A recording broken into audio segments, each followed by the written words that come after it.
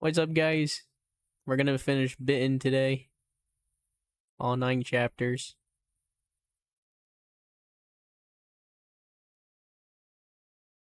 Are you ready? Okay, I am.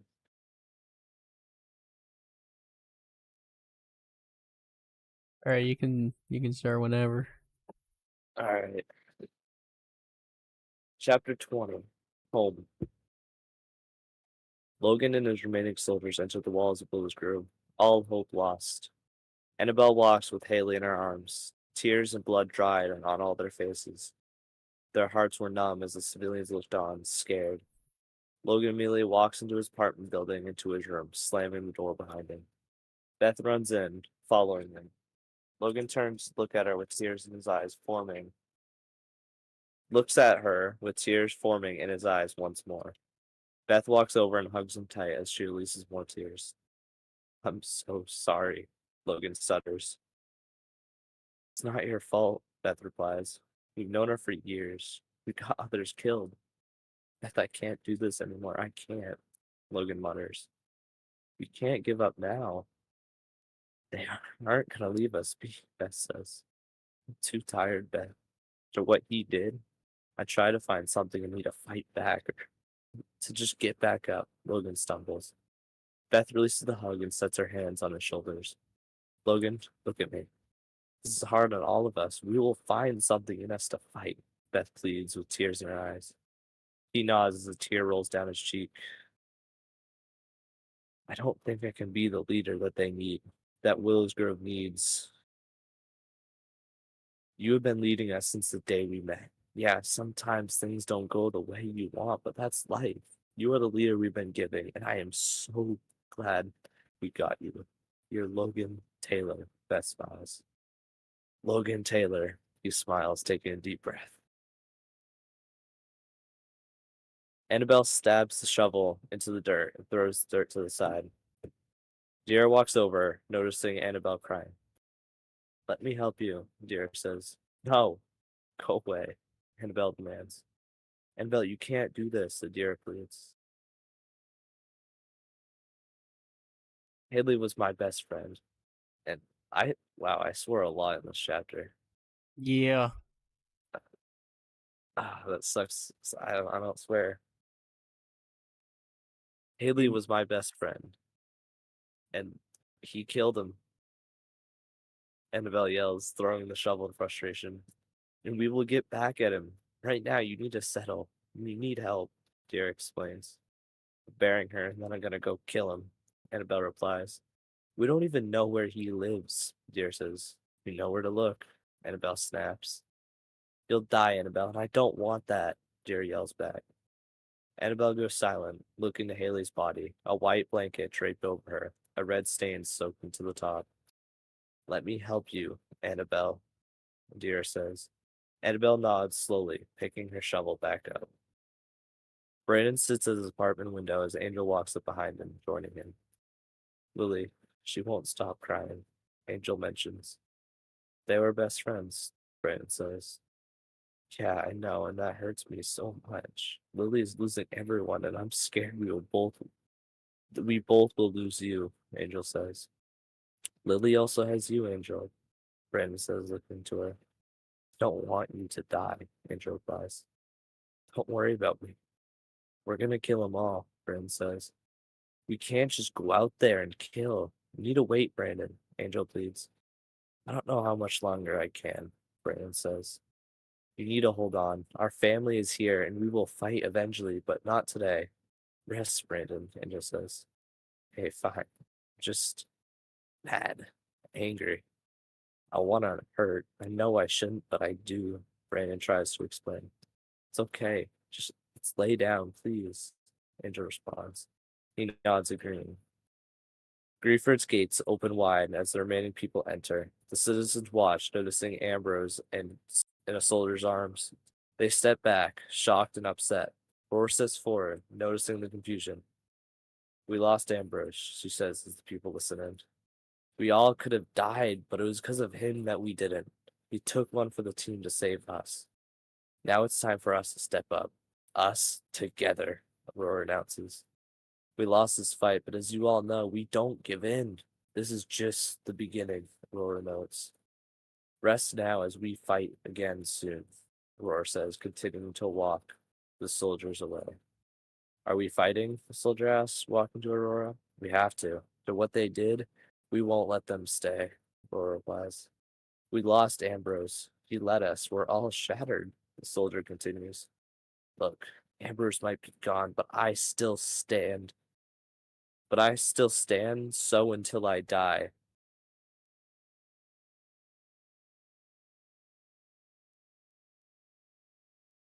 But I still stand. So until I die, this place won't fall under my care. I will lead you and the other communities to victory, Aurora explains.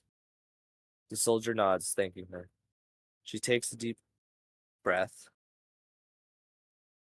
breath, breath, entering the graveyard with the army.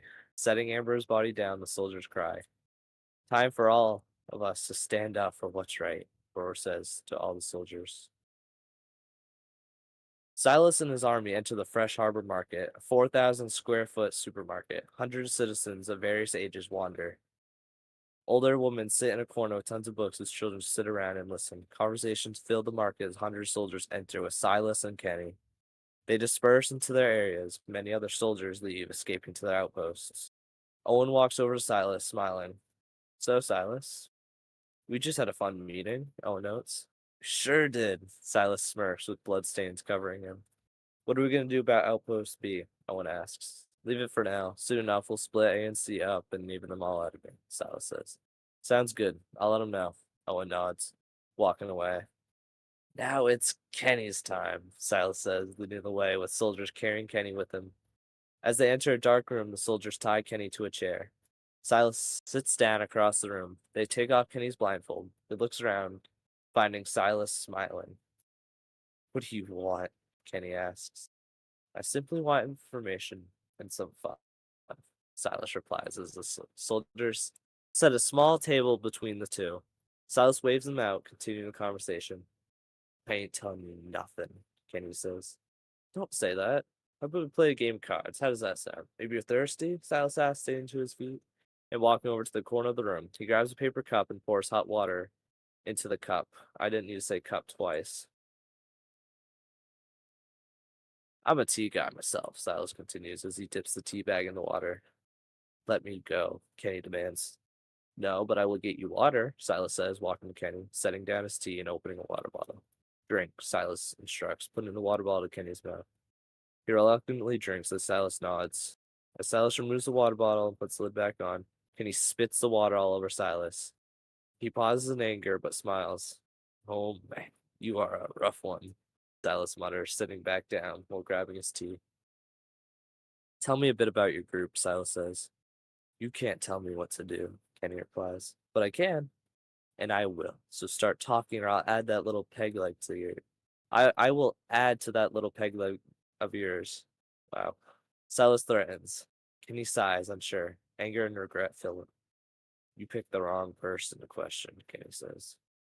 Please don't make this hard for both of us. I will pick you apart limb by limb, Silas shrugs. You can do whatever you want to me. I will not let you destroy my home, Kenny warns. Trailer? Silas laughs. Yes, that is from the trailer. Amazing Awesome. trailer moment. That's Silas lit. laughs, pulling out pliers from his pocket. It is. I love that quote. I love the voice actor. You. We'll see about that, Silas says, yanking one of Kenny's arms out from the rope. He slams against the table and sets the pliers on one of his nails. Tell me about your people, Silas asks once more. Do you want to say what Kenny says? Fuck you. That is something Kenny would say. Yeah. Kenny says, clenching his jaw. Silas shrugs, yanking the pliers, ripping off Kenny's nail. He screams in pain as blood flows out. Silas laughs while Kenny struggles back and forth. His hand aches in excruciating pain. Kenny, come on, Silas says as anger starts to fill him. He puts the pliers onto the next nail. What is there to tell? We're dangerous people who kill you and everyone you care about, Kenny explains. Is that so? Silas scoffs. Kenny looks at Silas in the eyes, glaring. His hands shake as he shrugs off the pain. How good of a leader is Logan? Who does he care about most? Silas questions. Kenny keeps a blank stare. And I thought you were the smart one, Silas mutters, ripping away the pliers. Kenny screams more as tears fall. Fine, he's a horribly planned leader. He does it for power. He only cares about the rooms he sleeps in and the hierarchy of Willow's Grove. He doesn't care about his family or friends, Kenny yells out, crying. Really? Why do you fight for him then? Silas asks. Survival, resources, Kenny says. So I'll be doing y'all a favor by killing him? Silas replies. Yes, yes you are. Just you have to save everyone else, Kenny please. Can't save them all, Silas says. I know, Kenny says, his breathing calming. So, Kenny, why don't you join us? Help us take down this Logan and save your people. I'll even give you your own outpost, Silas offers. Not in a million years, Kenny says. Are you serious? I'm giving you everything, Silas questions. You are a monster, Kenny replies. That was all your people's fault, and what happens next is also your fault, Silas shrugs, slamming the pliers into Kenny's hand. He yanks it back in pain, his hand tremors, aching. Silas unclips a hatchet from his belt, grabbing it. He slams Kenny's hand back down on the table. This will teach you, Silas says as Kenny tries to pull free. Silas sets the hatchet on his wrist. He looks up to Kenny and smiles.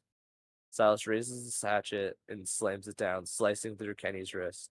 Kenny screams, blood flows, and Silas laughs. I'll get you a doctor, Silas chuckles, leaving the room. Chapter 21, Darkening Skies. That was a pretty good chapter, but fuck, Kenny lost his hand too. That's so funny. He's getting picked apart. It's not funny, but okay. And Kind of funny. to explain the why he was saying you're bad is because he's trying to. I don't know if you might have understood. Trying to get Silas to believe that he doesn't care about anyone, so Silas doesn't kill like people he Anyone cares else? about most. Yeah, Yeah, I don't know if I explained that well, you did. but when I edit it and reread it, I'll explain it better. Okay. It's hard to explain it, and you'll see why later. Oh, that's But yeah, fair.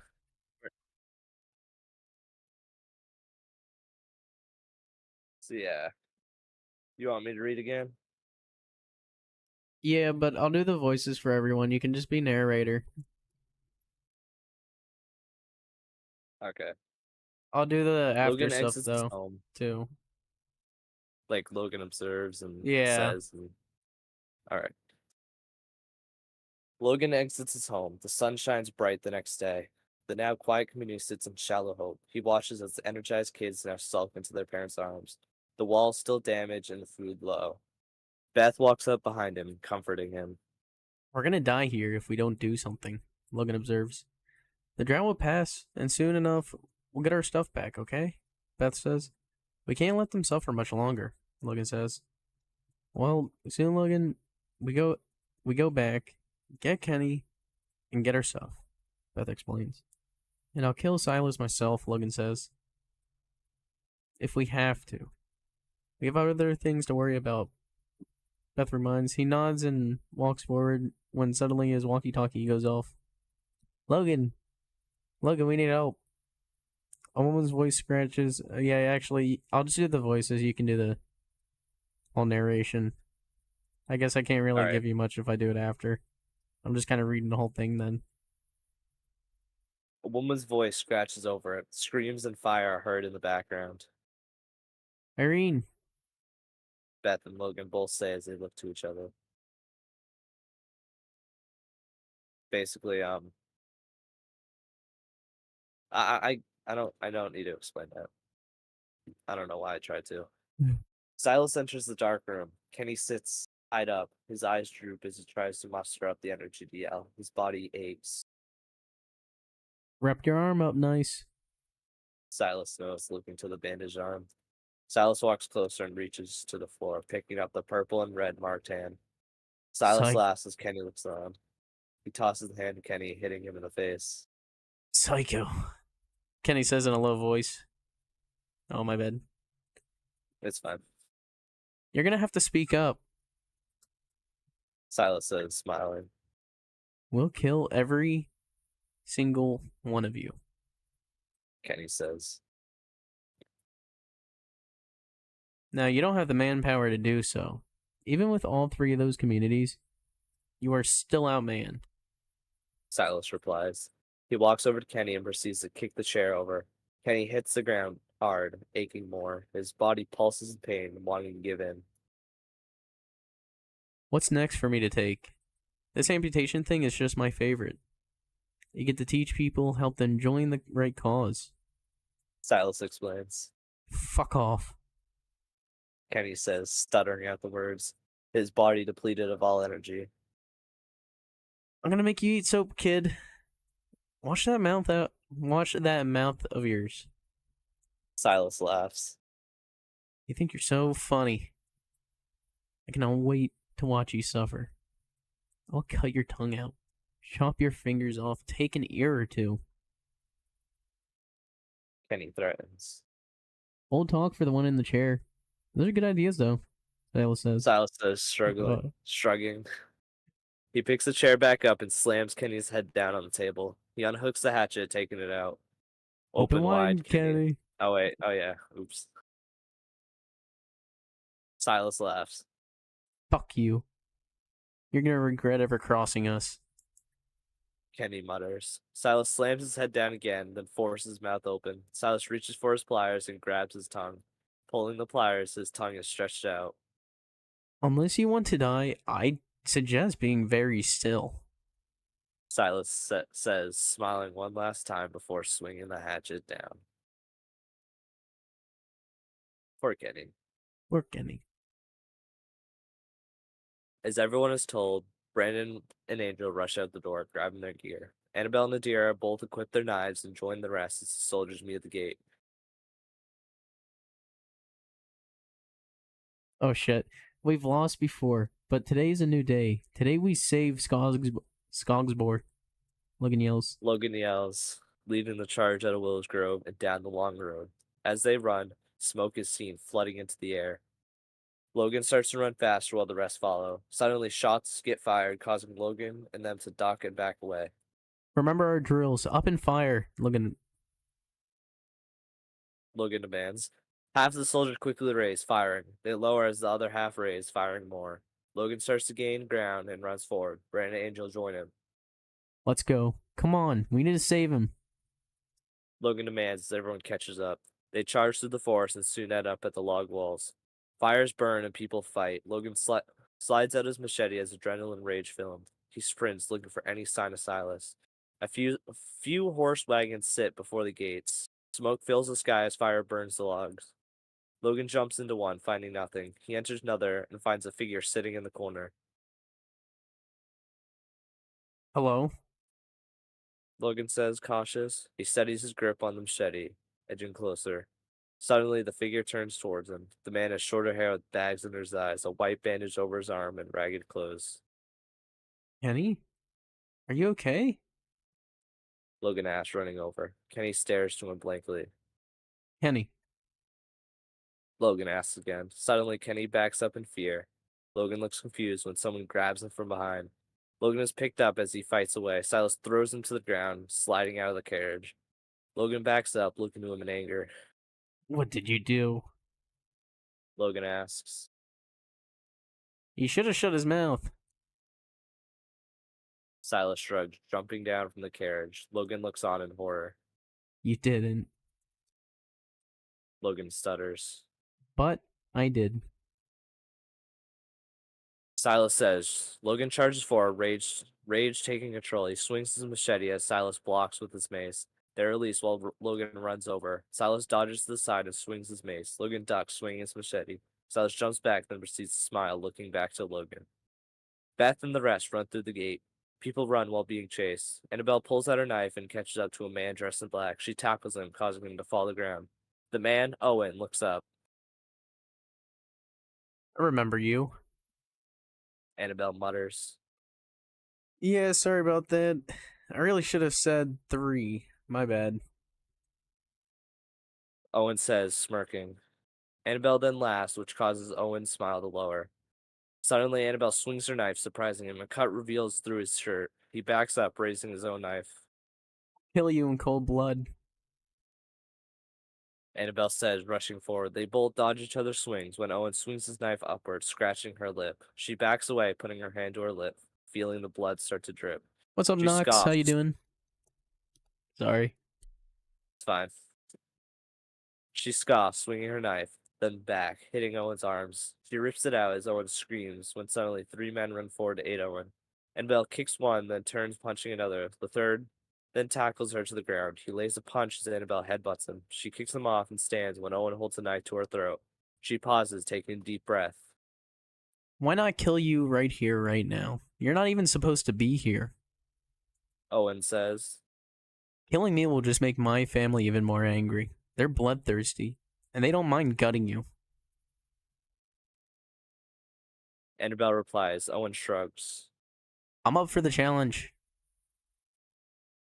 Owen says when suddenly he is yanked to the ground. Beth steps forward, staring to Owen. She's right. We'll kill all you all. Oh shit. We'll kill you all. Beth warns. You are the people who sound insane. Sorry, I just lost my place. Hold on. I accidentally pressed something and it made me go all the way up.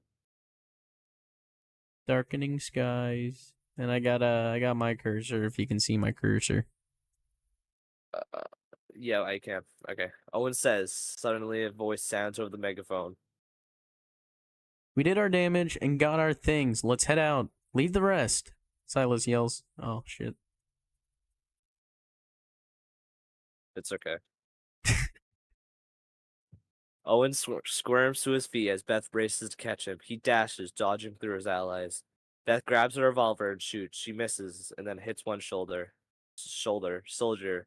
She runs forward, pulling one to the ground, shooting him in the head. As most leave through the fences, everyone watches. Annabelle sprints forward, catching up to the prospects. Also, I did Trust figure out me. the name. Oh. The name? Yeah, I think Oh, I'm the gonna do that. It prospects. might change. Yeah. It's not bad. Pretty good. Trust me. She mouths, looking at Beth. Annabelle quickly hops onto the side of the carriage and climbs to the top. Beth runs forward, worrying when Angel runs over, stopping her. She'll be okay. Don't worry about her. Worry about Logan, Kenny. They aren't looking so good. Angel notes. Beth looks over, concerned. What happened? Ooh, She Chapter asks. 22. The Watchful Eye. Brandon limps forward as he holds a wounded Logan and Kenny in both arms. Beth runs forward, grabbing Logan. What did he do? She asks. Don't worry about me. It's Kenny. Logan says, stuttering, a swelling black eye on his face and a cut through his shirt, revealing a thin cut. She looks to Kenny, who looks back, shaking with hopelessness in his eyes. Kenny? What did they She do to says, you? oops. She You're good. says as her heart sinks. He continues to look without a response. They cut his hand off, then his tongue. They beat him. He then beat me. He left Kenny, though. Logan explains. She looks to him confused, then looks back to Kenny concerned. She walks over, hugging him. I'm so sorry. She says, guilt filling her. Everyone walks over to the floor. Fires continue to burn the wood. We may have lost. We may look defeated. This ain't it. I don't know. I don't know all of you, but I do know that this fight isn't over. We fight together, all of us. Brandon says, people continue to look down, hopeless. Where's Irene? Logan asks. After Silas humiliated her, she went away to her house. The man says. Logan looks back, concerned. I'll be back. Leave me be. Logan says, limping away into Irene's home. As he enters, he notices Irene sitting at the dining table, alone and defeated, angry and hopeless. Irene? Logan questions. I've never been this low before. She says. You can always hit a new low, but that doesn't mean you give up. Logan says. Never said I'm giving up. He's gonna get what he deserves. Irene says. I thought you didn't want to hurt him. Logan replies, confused. He's different. He's taken and pillaged, and for what? Irene asks. Power. Logan answers, walking up to her. She looks up at him. He isn't human. He isn't okay. This Silas doesn't deserve to smile, to laugh. This man, this boy, he isn't moral. She says. He isn't. And that's why we're fighting. Don't you get why we wanted to end this? Him? Logan asks. Yeah, I do. Irene responds, looking Logan in his eyes.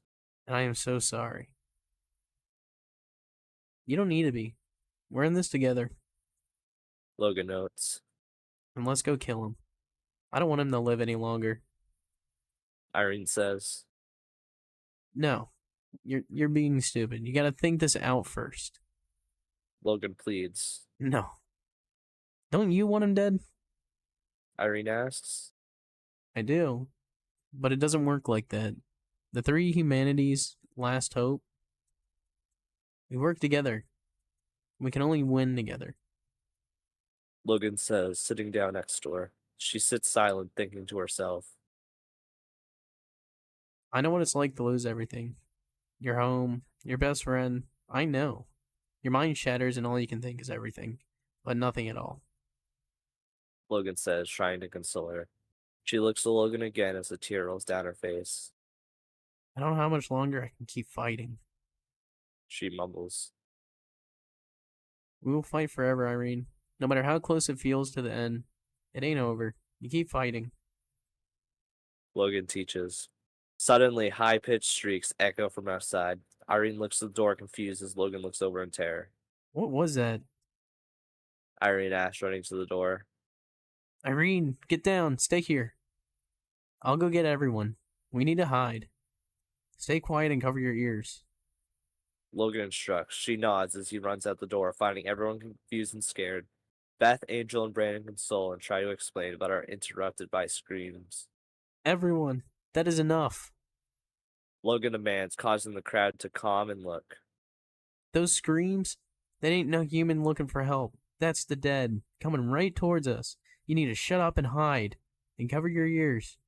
You have no idea what's ahead. They could burst your eardrums, Logan says. The crowd nods, understanding, but noticeably scared. Now go. Logan instructs, causing the crowd to join Irene. He looks over to the four. Angel, Beth, Adair, and Brandon. I was hoping those were the only on the... Wait, I'm not supposed to read that. Oops. I mean, it's your line anyway. Yeah, but if you wanted to do yours. Confusing. Yeah. You can do it. I was hoping those were the only on the island, but I guess they keep evolving to catch their prey. Brandon says. It's what living things do. Prey and predators. We all evolve to hide and or seek. Logan replies. We should go. They're close. Those gates are broken. They're coming through. Beth notes. Logan nods, pushing them towards Irene's home. They enter, observing the couple dozen people left. Another shriek rings out, louder than before. Runes are then heard. Logan looks out of the window. Dozens zombies enter the walls, attracted by fire and past noises. The sun now sets as people fear. Zombies roam the walls, shrieking, waiting for any signs of life. We need to hide out here until they're gone. They can climb, they can run, they can stun you, we'll die. They ain't like how they were before. Logan whispers. Brandon walks over to Angel, who sits in the dining room chair. Are you doing okay? He asks. Yeah, just hanging on. Are you? Angel says. Just worried about Lily. Brandon says. She'll be okay. Just focus here. We'll get home. The fire will fade. Walls might fall. In the end, Silas will be dead. We'll be free. Angel plans. Lily will be grown up. We'll be married. Maybe we're having lunch with Beth, Logan, Annabelle, and everyone else. That'll be the day I finally feel complete. Brandon says. I like that. Angel replies, smiling. Suddenly, Logan's walkie-talkie blares as someone tries speaking through. Dad? Dad, are you there? Lily says. Brandon rushes over, taking it from Logan. Lily, hey, you need to be quiet, please. I'm sorry, but we can't make a sound. He says as his heart skips a beat. Guilt and fear control him. But, Dad, please. Lily pleads. Lily, please, this hurts me so much. The radio is too loud. He explains. Dad, Willis Grove is in trouble. Lily replies, causing everyone to freeze. Chapter 23 Risks that we take. Brandon pauses. He stutters, unsure of what to do. Angel quickly takes the radio from Brandon. Lily, hide. Stay safe, and we will come for you. We need to figure out our situation first, but we will be there. I promise, Lily. Angel says, okay. Oh, wait, nope. Okay, I'll try. She replies. Brandon looks at Angel, scared. She'll be okay. Angel says. Brandon nods, still worrying. How can we get out of here? Beth Oh asks. my god. I'm not sure. We can't make any noise, which is impossible. Logan says.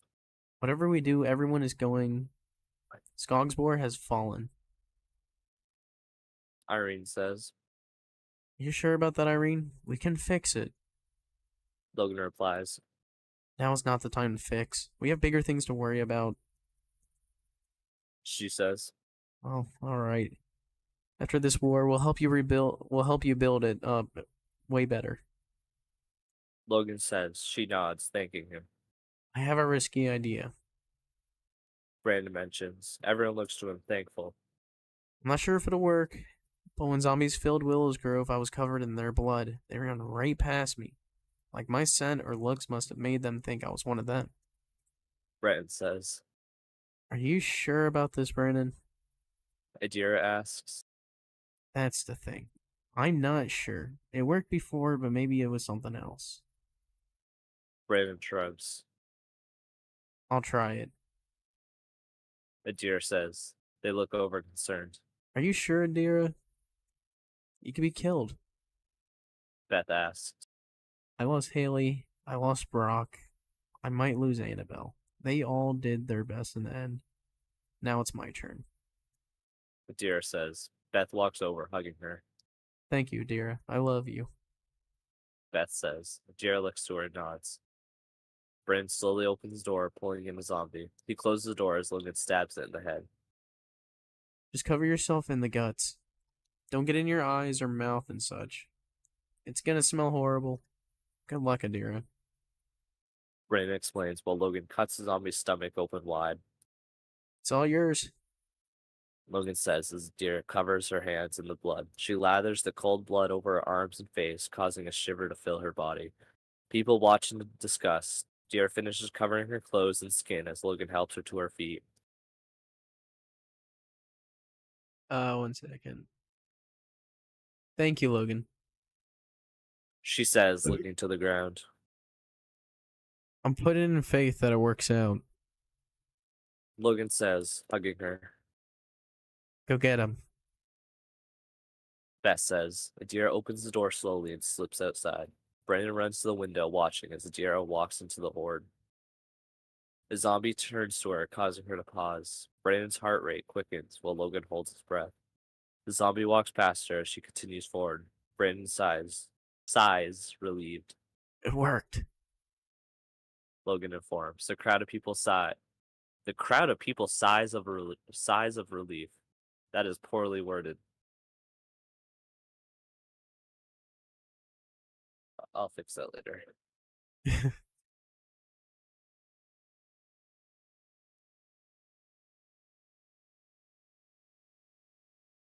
So are we all going? Irene asks. We're all gonna have to. About 40 people left, Irene.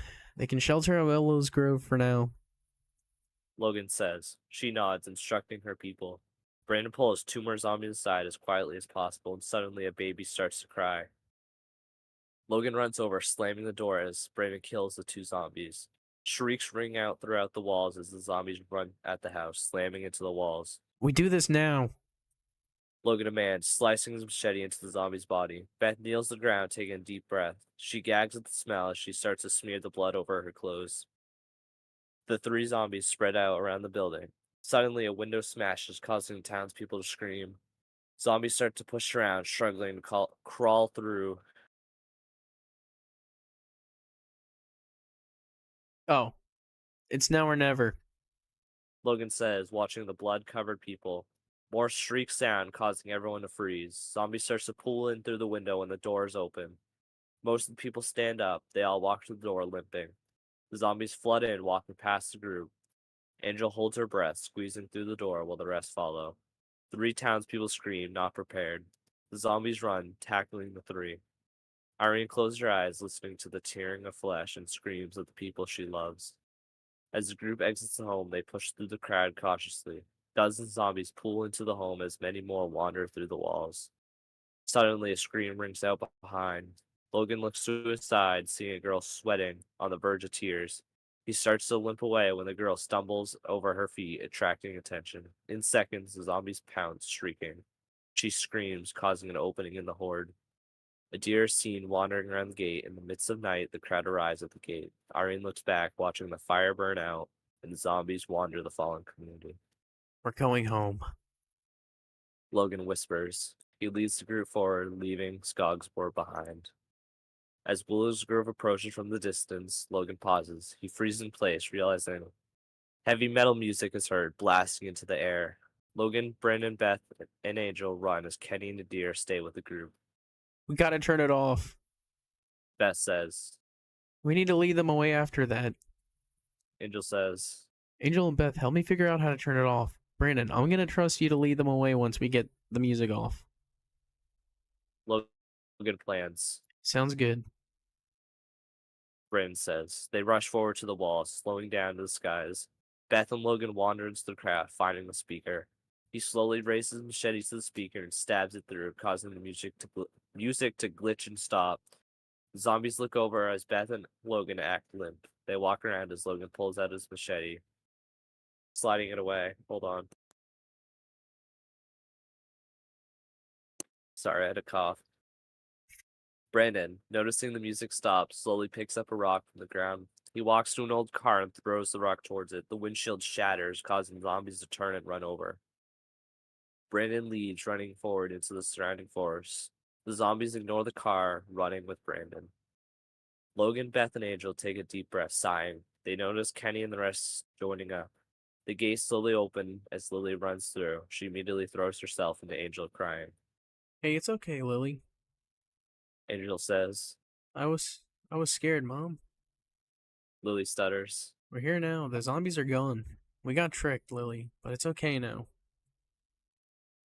Angel says. Where's Dad? Lily questions. He went to save all of us, doing us a big favor. Logan explains. Will he be okay? She asks. Fuck no. He will be, I promise. Okay. Irene says, walking over. I like your braid. She says. Well, thank you. It's a crown braid. Maybe I'll make you one day. Irene replies. Lily smiles, continuing to hug Angel's leg. Let's get inside. We have a lot of things to sort out. Beth says. Logan nods, leading everyone inside. 3 days pass as the Willows Grove townspeople settle in. Logan wanders outside when his radio buzzes. Logan, I got info. The radio says. Annabelle, where are they? Logan says back. South from the field. It's a big supermarket. Angel explains. Logan then notices 3 men arguing. I'll get back to you. Thank you. Inform me on any more updates. Logan instructs, sliding it away. Hey, what's going on? Logan asks, running over. Thomas is taking food. We barely have enough to get by in the next 3 days. One man mentions, This is the end, kid. Grow up. oh my god, sorry. Thomas yells, taking two glass jars off the shell pantry. You put that down, Thomas. We saved because maybe you're scared, but we ain't. We're gonna fight for this place. And if you can't handle rations for a few days, then you might as well go join them while you're at it, Logan warns. Thomas steps forward towards Logan. The other two men back off. You really gonna do this, huh? Thomas asks, I guess so. can you finish the paragraph? I'll be right back. Sorry. Just read from, just this. I read that? Yeah, if you could for me, please. Yeah. Logan shrugs. Thomas Thank you. swings the glass jar, hitting Logan in the head. The food flying into the air. Logan stumbles back, then throws a punch back. Thomas drops the rest of the food, causing some to break. Thomas runs forward, pushing Logan back. He ducks under his swing, kicking the back of his leg. Thomas falls to one knee. Logan throws a punch when suddenly getting elbowed in the gut. Thomas, back on his feet, swings a hard punch, hitting Logan. Beth notices the fight runs over. That's enough. Beth yells as Logan tackles Thomas to the ground. They scuffle, trying to push each other back, and Logan lays a punch down. Again and again, Logan slams punches down. Beth then pulls him off as Logan looks on, his fist bloody and the man now bloody and struggling. Thomas gasps for air. A crowd watches, noticing the brutality. Fears fill the street. Angel runs over, pushing the crowd away. Go home. This happens. The guy deserved it. Angel says, dispersing the crowd. Beth tends to Logan, holding his hand. You can't be doing that. Beth pleads. I don't know why I did. I wasn't thinking. Logan says. You're losing it. You can't do this again, Logan. Beth says. I'm sorry. It was just built up. I want to hurt Silas. Make him bleed. She says. Angel then walks over, worrying. Beth, can we talk? Angel asks. Of course. I'll be back, Logan. Beth says, walking away with Angel. Logan takes a deep breath, looking back to Thomas, Olivia tending to him. What's going on? Beth asks, looking at Angel, and sincere worry in her face. I'm scared about Brandon. Angel says. Is he okay? What's going on? Beth asks. These past few days, he leaves every day for countless hours. He's always returning covered in the zombie blood. Angel explains. Maybe he's just trying to learn more about it. Beth suggests. Maybe. But what if he feels like he is one? I don't know how to put it, but what if he feels attached? Stuck? Angel says. I think you're just paranoid. He'll be fine, okay? Beth assures. Okay. I'm sorry. Angel says, nodding. I'm here if you ever need anything at all. Beth says, walking away.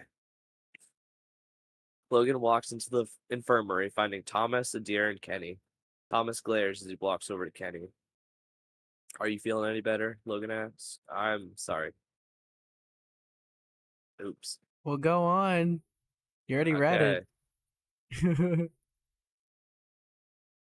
Kenny looks up, his face pale. The hopeless look remains, while he nods. He's been resting and being quieter than normal. Adair says, smiling, causing Kenny to look over with a smirk. There's your smile, Kenny. Logan says, grateful. Anything new? Adair asks. A location, but I came in here to tell Kenny that I'm so sorry for what he did to you. Logan says. I'll die for it.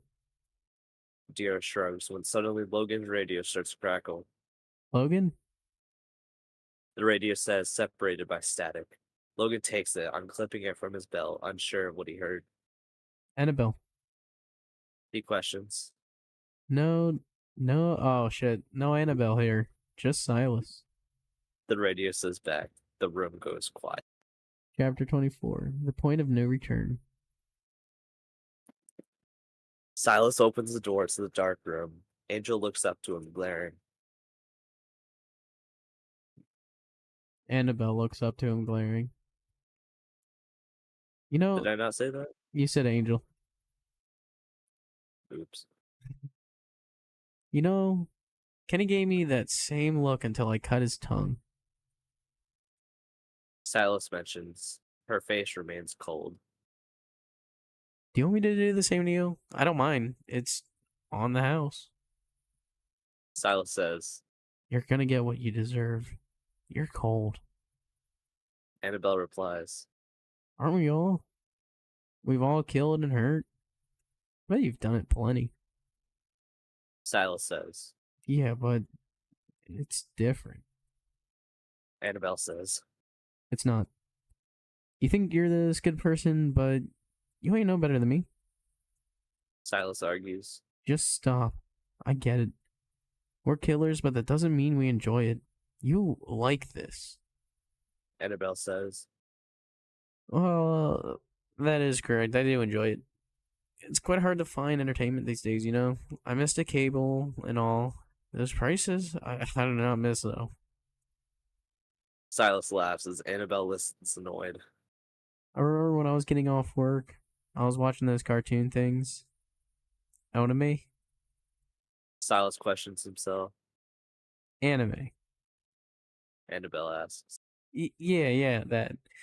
You know, my son loved those. Silas says, pausing. Son? Annabelle asks. Son. Yeah. He shrugs, his smile gone.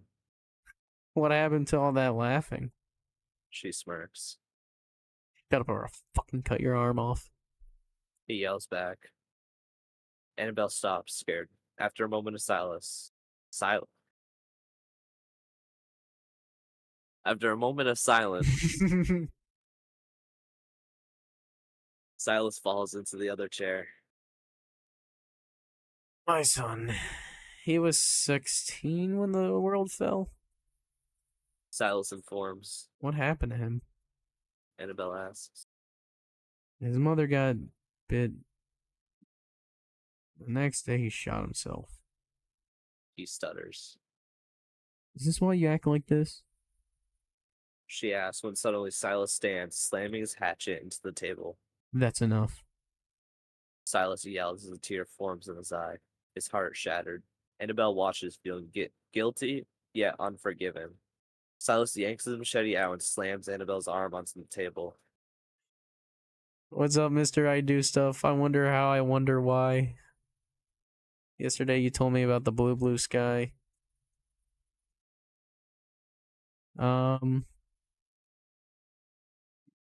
You're not gonna tell anyone, right? Silas asks. Who cares if I do?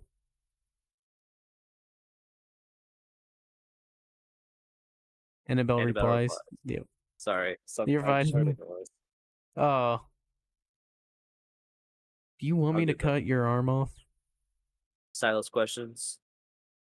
Do you want your guts spilled just like your secrets? Annabelle asks back.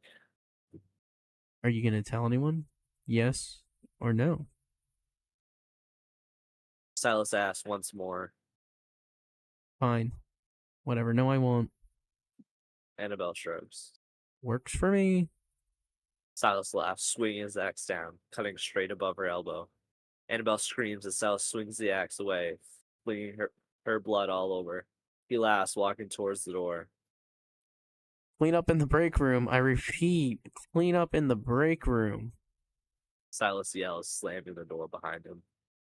Logan enters his room, sitting down on his chair. He unclips the radio, switching the channel. Aurora, do you copy? Logan asks, waiting. I'm here. She replies after a moment. Skogsbor is down. Just us left. He isn't stopping anytime soon. Logan says. Yeah, it's been rough here. Griefort took a big hit after Ambrose. I've been leading. Aurora explains. Are you being the leader you should be? He asks. Yes, Logan, I'm trying my best, but Roar says. sometimes your best isn't good enough. I know Willows Grove is stuck too. Leaders aren't perfect, Aurora. He says. Yeah, I guess so. Roar says before a loud explosion is heard over the radio. Aurora? Aurora, are you okay? Logan asks, concerned. Yeah, fuck. Something happened. Probably Silas. She says, coughing. Well, come over. Just try to hold on. We'll come over. Just try to hold on. Logan says. No, just stay. We'll hold up. Roar yells. Are you sure? Logan asks. Yes, just keep Willows Grove safe. She instructs when another bang echoes. The radio cuts to endless static. Logan sighs, turning it off when Beth and Sean walk into the room. Are you okay? Beth asks, noticing his bloodshot eyes and the worry in his stance. Reefer got attacked. He explains. Are they okay? Beth then asks. Not sure yet. The radio went out. Logan says. Logan, you're stressing yourself. You're stressing yourself out way too much. You haven't let that radio out of your sight for days. Beth says. I'm fine. It's for our safety. Logan explains. No, it's getting to the point where you haven't slept. Gotten to the point where you're downing yourself in everything you do. You need to get some rest. Let me take it. Beth pleads. I've slept. You already have the baby. I'm fine, Beth. He replies. Sleep yourself. Or put you to sleep. Either way, you're going to bed. Beth shrugs. I'm sorry. Logan says, setting the radio down on the desk. He stands and walks to his bed. If something happens, I'll let you know. Beth says, taking the radio and walking out of the room. Logan's head hits the pillow as his hands slide down his face. The stress leaves his mind as the exhaustion hits. His eyes felt so heavy, and soon his body drifts to sleep. Beth walks outside into the road as she notices a crowd at the gate. She walks over confused when she finds a coffin laid out outside the walls. It could be a trap. One person mumbles. Beth, should we open it? Someone was talking to you, I think. Oh. Hello, Cat. Hello? I finally graduated freaking middle elementary school, so I'm not going to middle school. That's awesome. Yeah. Totally. Pretty good. Oh yeah, so we're just gonna read this for like this live stream, I guess. I don't know about Logan, but I'm just reading today. I'm gonna just share my screen and start playing some random games, since why not?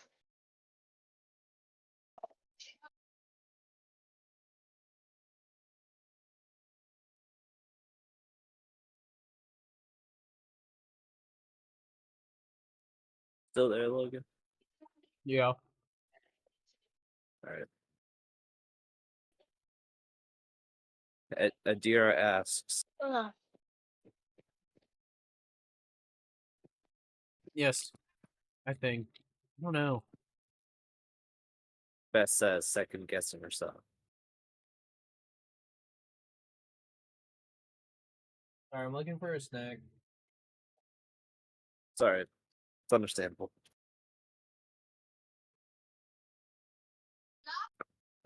Alright. Don't. It could be a tripwire. Brandon says. It could be something good. Angel says. And who's gonna leave something good? Brandon asks. That's a good point. Angel shrugs.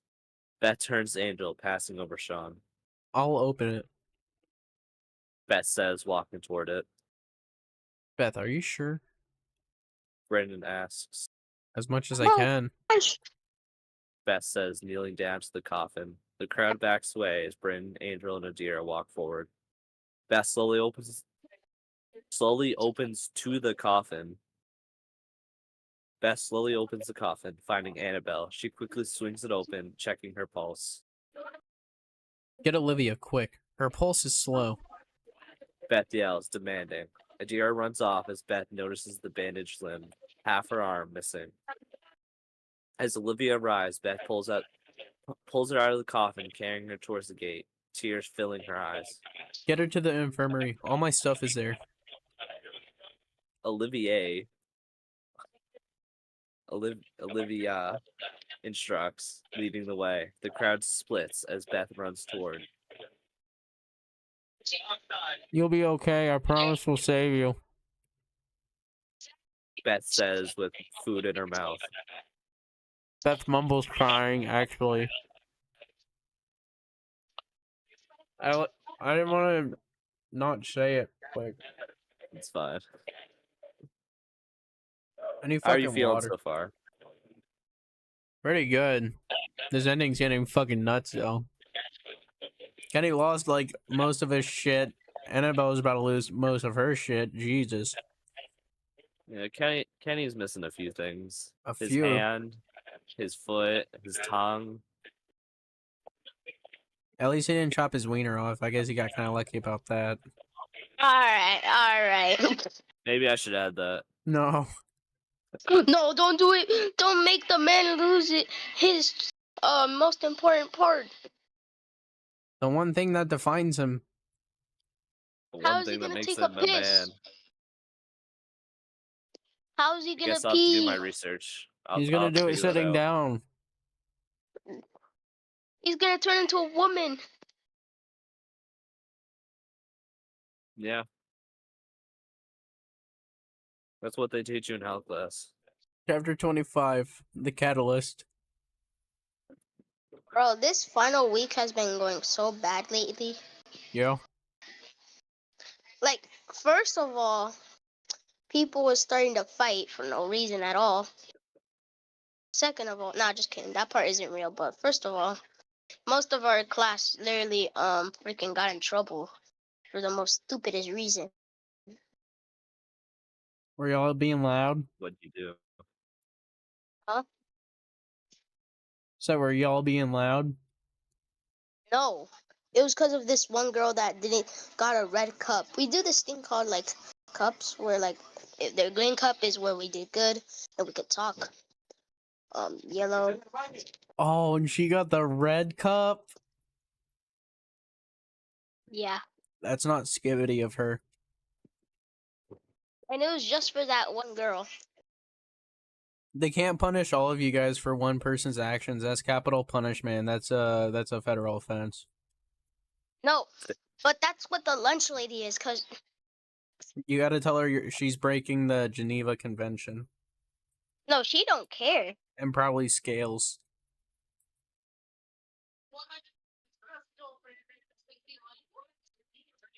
All right, let's get back. We gotta read this chapter. So Alright. Annabelle's eyes flutter open, finding Adira, Beth, Brandon, and Angel. She looks around confused. where am I? She asks. Willows Grove Infirmary. You're okay? Adira says, crying. Are you crying? Annabelle asks, softly laughing. Yeah, maybe just a little bit. Adira says, smiling. What did he do? Beth says, He found me and snuck up on me. He talked to me, and I did actually make him crack. But he didn't like that I did that. she explains. I'm so sorry, Annabelle. Angel says. He's broken all of us. She stutters. We'll break him. Brandon shrugs. And how will we do that? Skogsbor is gone. Kenny became a broken man. I don't have an arm. Logan is failing. You are too, Brandon. Willows Grove is dying. Griefer lost their leader. What now? What can we do? Annabelle yells. Freaking out.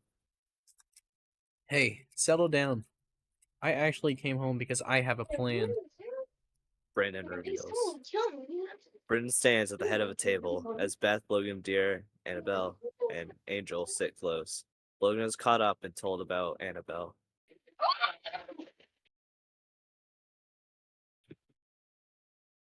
So wait, what is this for? Logan asks groggy. I have a plan to either take down Silas or stop him for a while. Brandon says. So will this also explain how you barely came home? Angel asks. Yes, I've been out there leading a horde. That night we came home, and you told me to move them away. I made a sound and I moved forward. They ignored the sound, and they all followed me. Brandon explains. That's concerning how you're spending more time with them than you are with me. Angel says. No, it's not like that. I've been learning and studying them. I've learned how to properly lead them. Brandon continues. Yeah, that's enough. What's your plan? Annabelle asks. We'll lead the horde to the prospect's home. Brandon says. It sounds really smart yet really dangerous. Dira replies. Yes, but think of it. We do that, we can take out so many of them. Brandon notes. Tell me how to do it, and I'll do it. Logan says. I'm going to. Beth says, looking at him and smiling. Well, I was gonna do it, but... Alright, I will. Brandon shrugs. Watch from there. Brandon says, walking away. Once again, he walks, covered in blood, into the horde. As he joins the zombies, he starts to circle around, causing the zombies to join in. The horde of a few dozen start to circle over and over again in the field. He then starts to walk forward, letting the zombies join him. They walk around the field for a couple moments before Brandon starts to slow down, letting other zombies take the lead. As they continue, he slips out, finding his way back to Logan and Beth. You understand? He asks. Hopefully. Beth laughs. Logan stabs the machete into the zombie, cutting it wider. Let's do this. Logan sighs. You get dressed, and I'll put together the 3 hordes. Brandon says. Brandon. Oh my god, I still stuffed it wrong. Brandon. Oh my god. You have more? Brandon says. Beth asks. I have plenty. Brandon smiles, walking What? away as Logan and Beth prepare. They look on, seeing Brandon put together the horde of 100 zombies.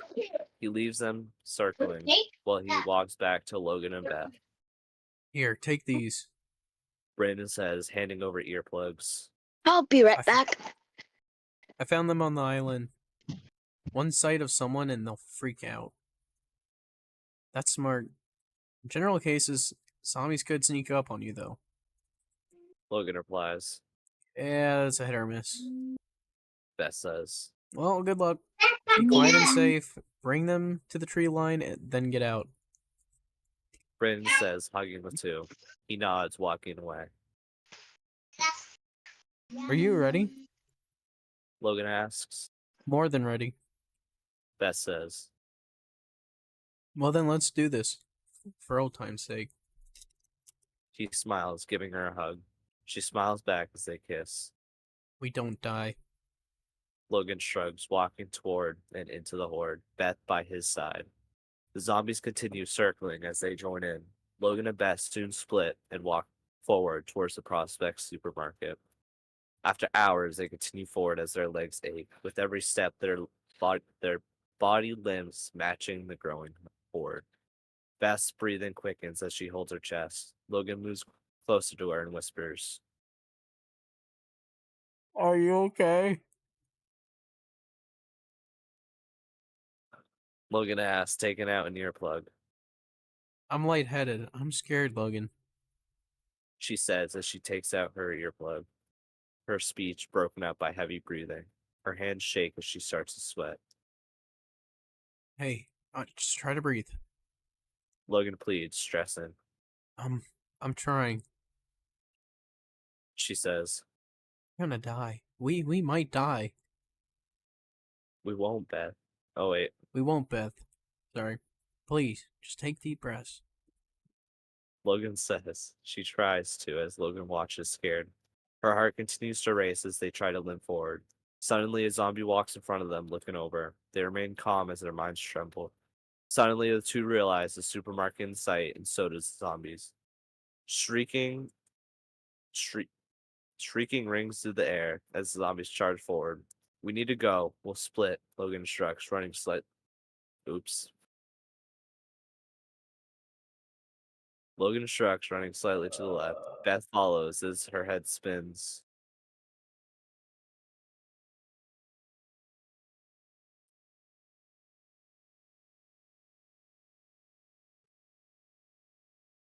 Sorry, I was grabbing It's something fine. from the fridge. Logan. Logan. She mumbles, stumbling. Logan looks back as she hits the ground. Logan's world stops as his thoughts scream. No. Logan stutters, running forward. Zombies look at Beth as Logan runs, lunging to the ground. A couple dozen zombies split off, running at Beth's body. Logan picks her up and runs in the opposite direction. With all his strength, he sprints away as the zombies chase. As Logan hits the tree line, he makes up his mind. He drops the limp Beth to the ground and turns to the zombies. Logan pulls out his machete, walking towards the zombies. In seconds, they meet. Logan swings his machete once, killing one as five smash into him. They all hit the ground as Logan rolls to his feet. He swings once more, and again. Logan's eyes dart at each zombie, his mind focused in. Logan's decision was set, and his limits were pushed as he continued to swing. The killing felt natural as blood leaked down the machete. He sweats and tires after every blow. More and more zombies run forward. Beth's eyes fluttered open. She looks around, noticing dozens of dead zombies. She looks to her right, finding Logan leaning against another tree. She gets to her knees, crawling over quickly. His eyes were closed as fresh blood covered his face. Beth's heart drops, scared.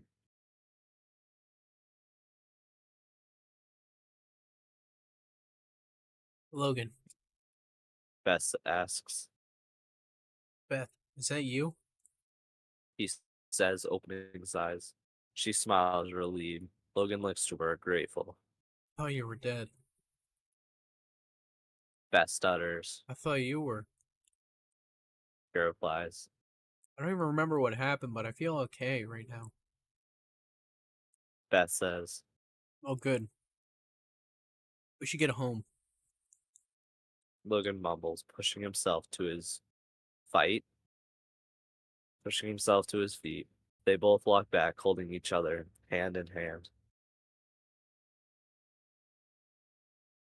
Chapter 26. The Last Stand. How do you feel about that last chapter? God Bro, fucking damn. this is crazy. It is crazy. They only called Also- me outside just for photos. Oh. It's wild. If you were confused, what Beth just went through was a panic attack. Yeah.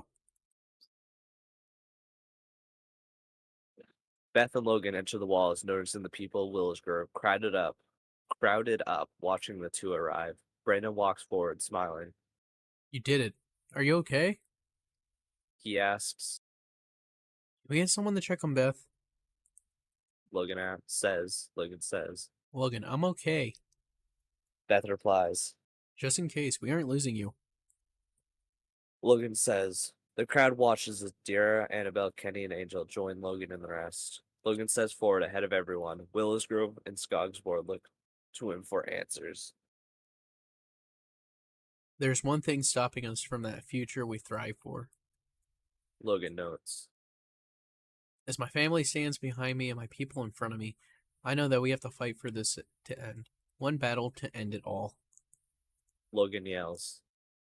You all may stand there scared, maybe angry. If you're fighting one day of your life, today is that day. Say goodbye to the ones you love because we might not make it out alive. We fight for them. With them. Logan instructs. You all can stand here and wish. But there's only one way to fix it but there's only one way for it to go. Fighting today. Sorry. You will fight for who you love, for Willis Grove, for Skogsborg, for Grieford. You will fight for the future. Beth says, stepping forward. Logan lets out a deep breath, taking it all in. He looks to his family, believing in them. He looks back to the crowd, their motivation lifted. Today is Willis Grove's last stand. Logan says, walking away. Once again, the town stands ready for war. Logan stands noble alongside Beth. He pulls out his radio, putting it to his mouth. Are you okay? Oh shit. Or I don't know if you're out there, but it's over. Today we will fight. Logan explains, putting it back away. Beth looks to him concerned. Fucking fingers cold as shit. I was scooping up cold potatoes and eating them. Where do you get a cold potato? No, it was mashed potatoes. It was in a little thing, but they were cold. Fucking scooped it with my finger and ate that shit. You didn't warm it up. Fuck no, I didn't warm it up. I wanted to just eat it. I don't feel like warming it up. I don't have the time for. I'm not warming that shit up. Fuck Touche. you. I should have fucking used the crackers. I have crackers right in front. I could have scooped the crackers instead of using my goddamn finger like an idiot. You're having a bad day, aren't you? I'm having a pretty good day. This is one of my better ones. All right, let's get Well, into that's this. good. Are you okay? She asks. I feel like it's ending. He stutters. No, I burped. Okay. This is only the beginning. Beth says. He looks back at her, tears forming. I'm scared, Beth. I'm scared. Logan explains. We will all be here, right by your side, defending you, each other. Defending you and each other. Your family needs you, Logan. She replies.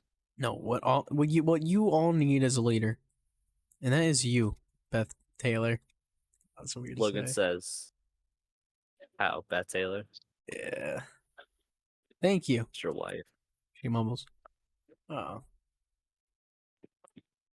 A fake one. One day, man. It'll happen. Zombie apocalypse breaks out. I doubt it. I hope not. I love you. Never forget how much I love you, okay? Zombie apocalypse would be kind of funny. He says, hugging her. We be bussin'. I love you more, she laughs. I'll let you win this time. He shrugs, putting his hand to her cheek. He smiles, admiring her features. I ever told you how pretty you are? Logan asks. You tell me every day. Beth says. Well, I lied. I know. I read it. I know. He says, smiling. He pats her on the shoulder, motioning for the gates. As they creep open, the population of Willow Grove stands tall. For one final fight. Logan says, raising his arm. Brandon, Angel, Adira, and Annabelle stand determined. They all exit Willows Grove, leaving few in the walls. A few women and children watch as everyone walks off into war.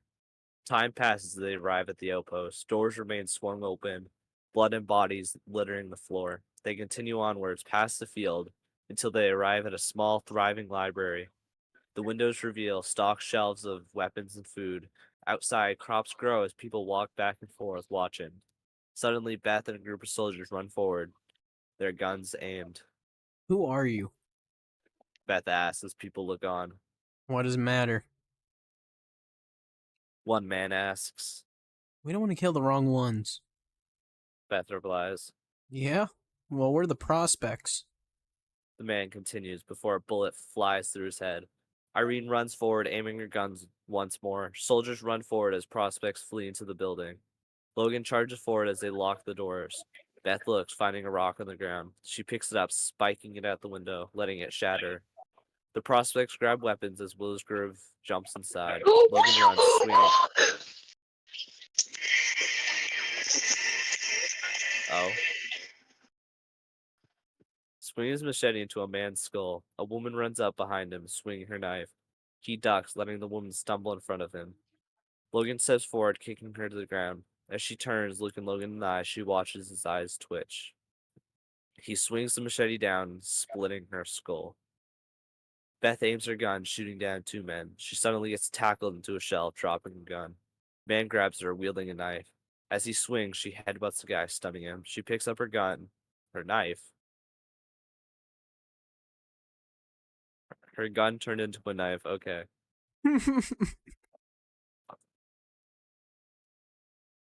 Before the man swings the knife again, narrowly missing her. She quickly aims. Now, went from a gun to a knife to a back to a gun. Okay. She quickly aims, shooting the guy in the chest. Her Brandon aim is pretty Angels. good with the knife. Yeah, it's really good. Yeah. Probably the best. Sharpshooter. It's really sharp. Brandon Angel Scout. He holds his glaive as Angel wields the spear. A man charges forward, quickly getting impaled. Brandon turns and another man dashes toward him, holding a katana. The man swings, getting blocked by the glaive. Brandon kicks the guy to the floor and swings the glaive into his stomach. Angel and Brandon look to each other and nod. Annabelle and Adira stand back to back with their knives drawn. A woman runs toward Annabelle, knife in hand. Annabelle kicks her arm, knocking the knife. She then swings, stabbing the woman in the cheek. As she pulls out the knife, another man runs forward at Adira. The man swings the dagger. Adira ducks, sliding behind the man. She jumps to her feet and jumps on the man's back. Annabelle runs forward, stabbing the man in the chest. Irene and Kenny wander the aisles of shelves. Many books spilt on the floor. As Kenny peers in the aisle, man runs out. Kenny quickly ducks, stabbing the man in the back of his head. Irene runs forward, finding 2 women. She sprints, knife ready. 2 women look over, noticing her. One girl rips the knife out of her sheath, swinging it. Irene jumps back, swinging her own shot, slicing it into her nose. The woman screams as Irene swings, missing at the other woman. Kenny runs forward, tackling the woman into the wall. Irene stabs the screaming girl as Kenny throws the other into the shelf, knocking her out. Irene smiles, watching the carnage.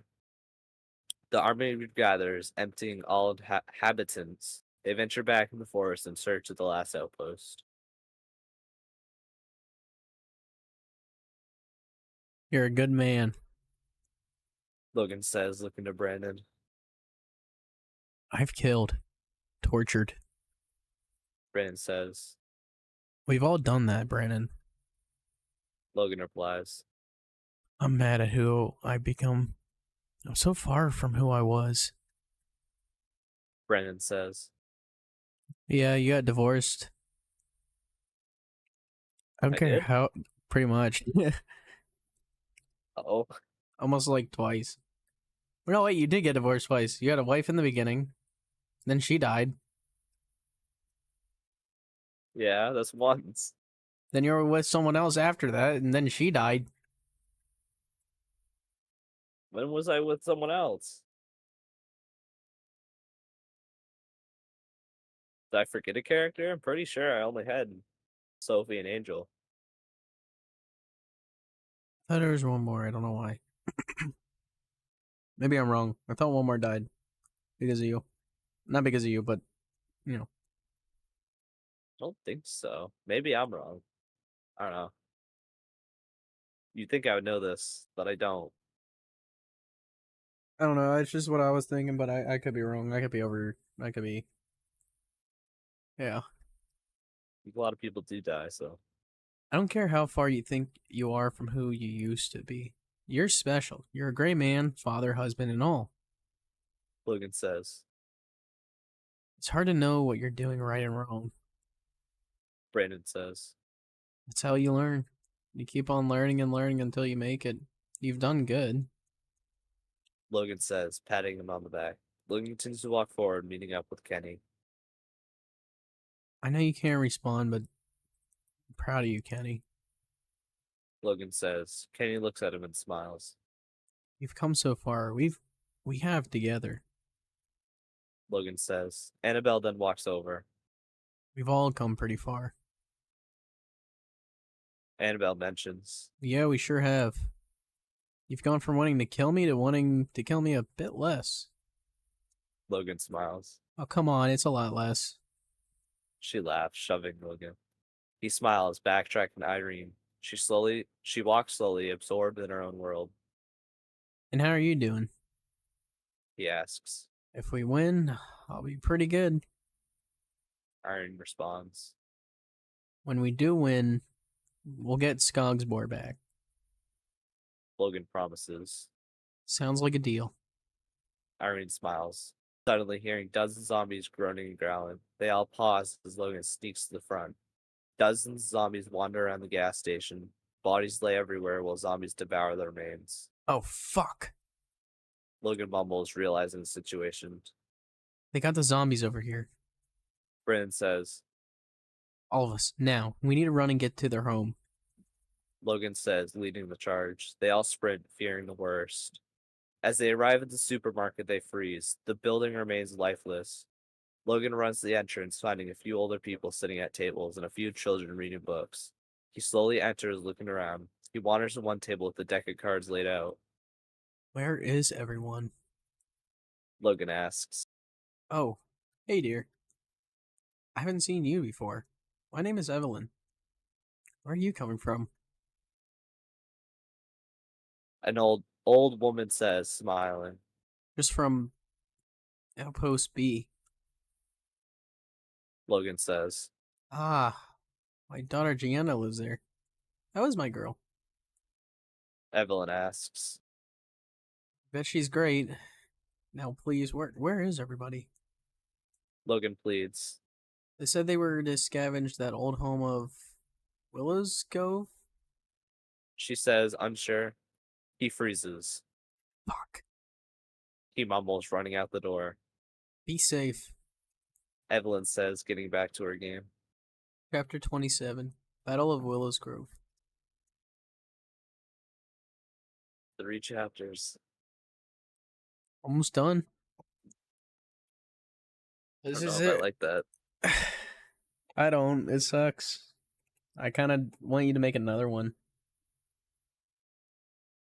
We have 3 prequels, so Yeah, but I want more I don't know. to this story too. Now I'm sad that it's going to be ending. But I mean, you've done it perfectly. All the villains have been really fucking well. This is definitely by far your best villain. You like Silas? Yeah. I do. I like the humor that I put into it. And I suck at writing humor, but I think I did it alright here. You did good. What are you saying, Kat?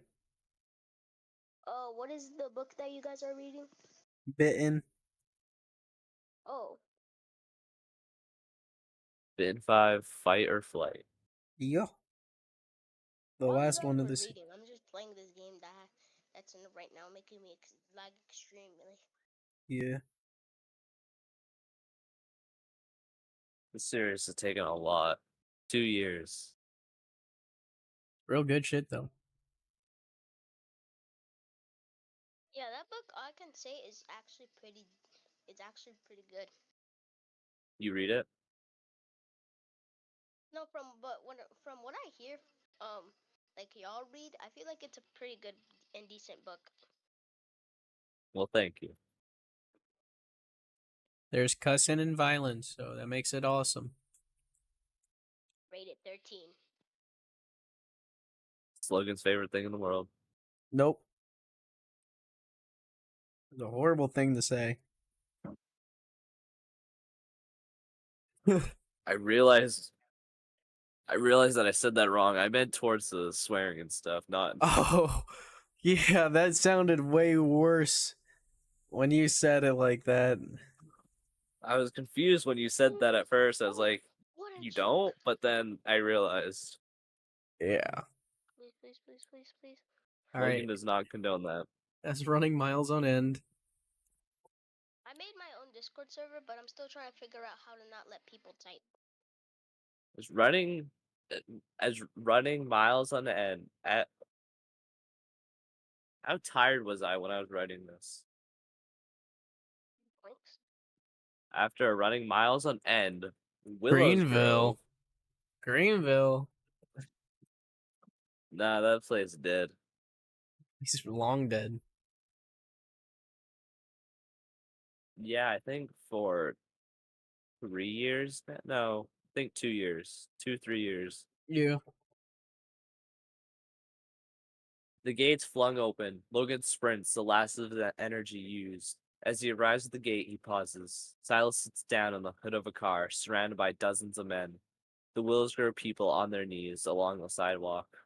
Logan walks in as Silas watches him, smiling. The army follows behind Logan while he stands in front of Took you Silas. long enough. It isn't fun when there's only one special kid here.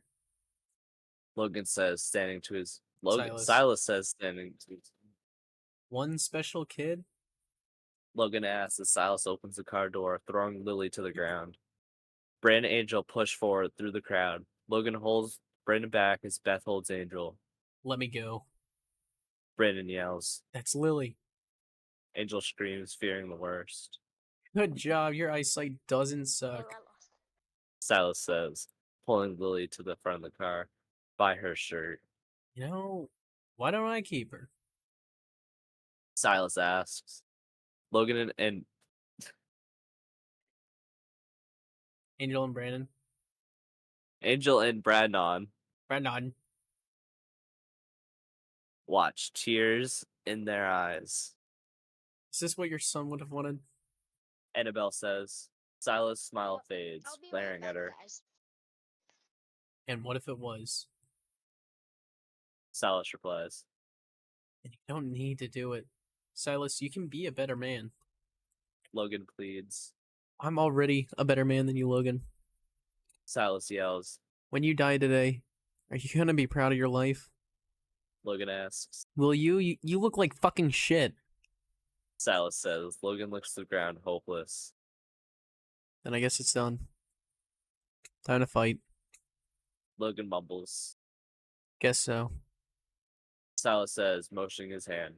Silas slides his hatchet away, pulling at his mace. Wasn't gonna hurt you, sweetie. Silas says, walking forward with his army. In seconds, guns are shot and knives are swung. Annabelle runs forward, knife in hand. Owen runs into sight, noticing her. Would you look at that arm? Owen says. Annabelle stops, glaring. Alright, you can't really look when it ain't there. Owen laughs. Annabelle runs forward, swinging her knife. Owen jumps back, scared. He falls to the ground as Annabelle steps above him. You're gonna wish I killed you at Skogsbor. She mumbles, grabbing him by the shirt. Oh yeah. She stabs him in the stomach, ripping the knife across. He screams as his guts flow. Beth shoots the man down, then aims for another. Her gun clicks, empty. She slides it away, grabbing at a knife. Beth runs forward, stabbing a woman in the neck. Suddenly, a knife slips into her lower back. She screams, falling to the ground. She rolls over, looking up at Silas. No offense. Silas says, trotting away. Suddenly, Logan runs over, right hooking him. They both fall to the ground. Logan rolls to his knees, furious. You pretend everything is a joke, and the only joke is you. Logan says. You have no idea what you're talking about. Silas says as Logan runs over to Beth. He picks her up, standing to his feet. Silas, you're so lucky. Logan mumbles, running to the infirmary. As Kenny looks on, the prospects invade, wreaking havoc, fires ablaze. 3 men walk up slowly. I remember you. Kenny turns as fear fills his body. He rips out his knife while the men creep closer. Kenny sprints, kicking one back. He swings, slicing one man's face and punches another.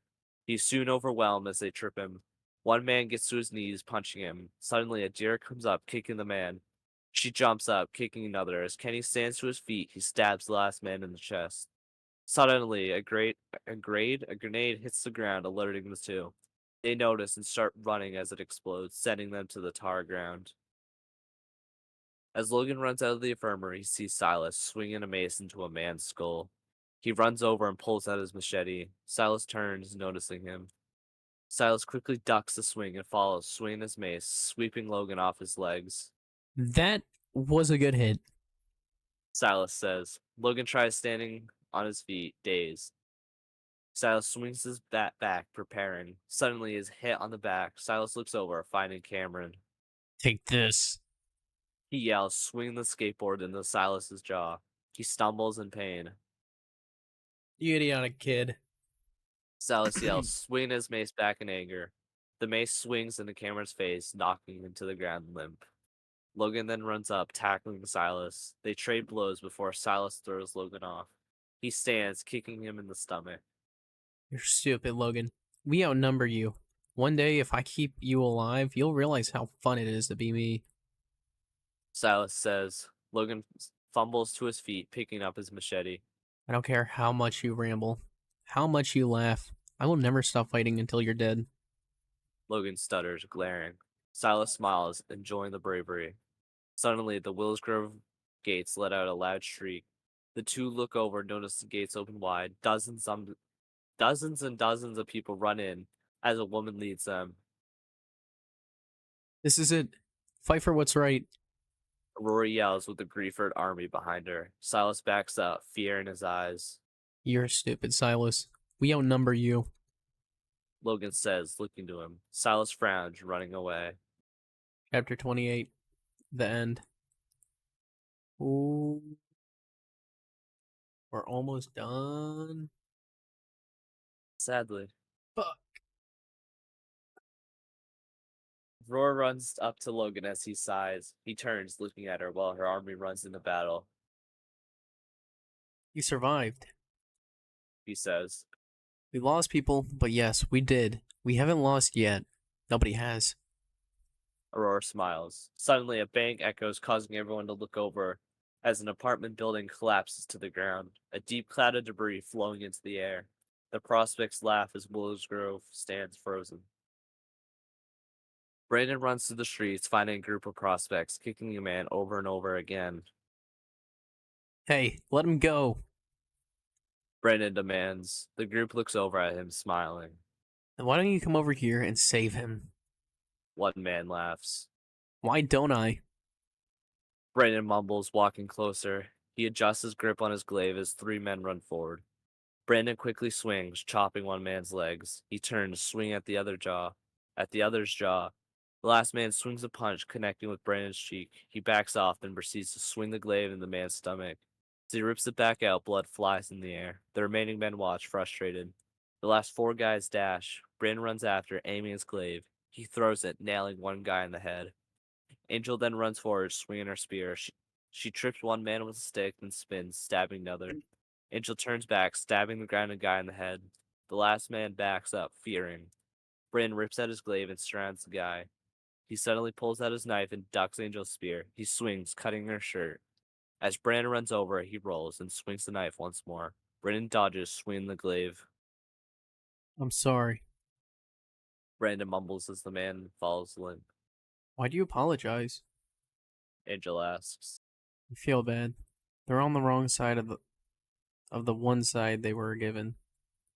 Brandon replies. Well, then let's stop this quick before anyone else dies. Angel says. Logan walks up behind Silas. He stares in the sky above the walls. Have you given up? Logan asks. I don't do that. Silas says. Suddenly, loud shrieks echo in the distance.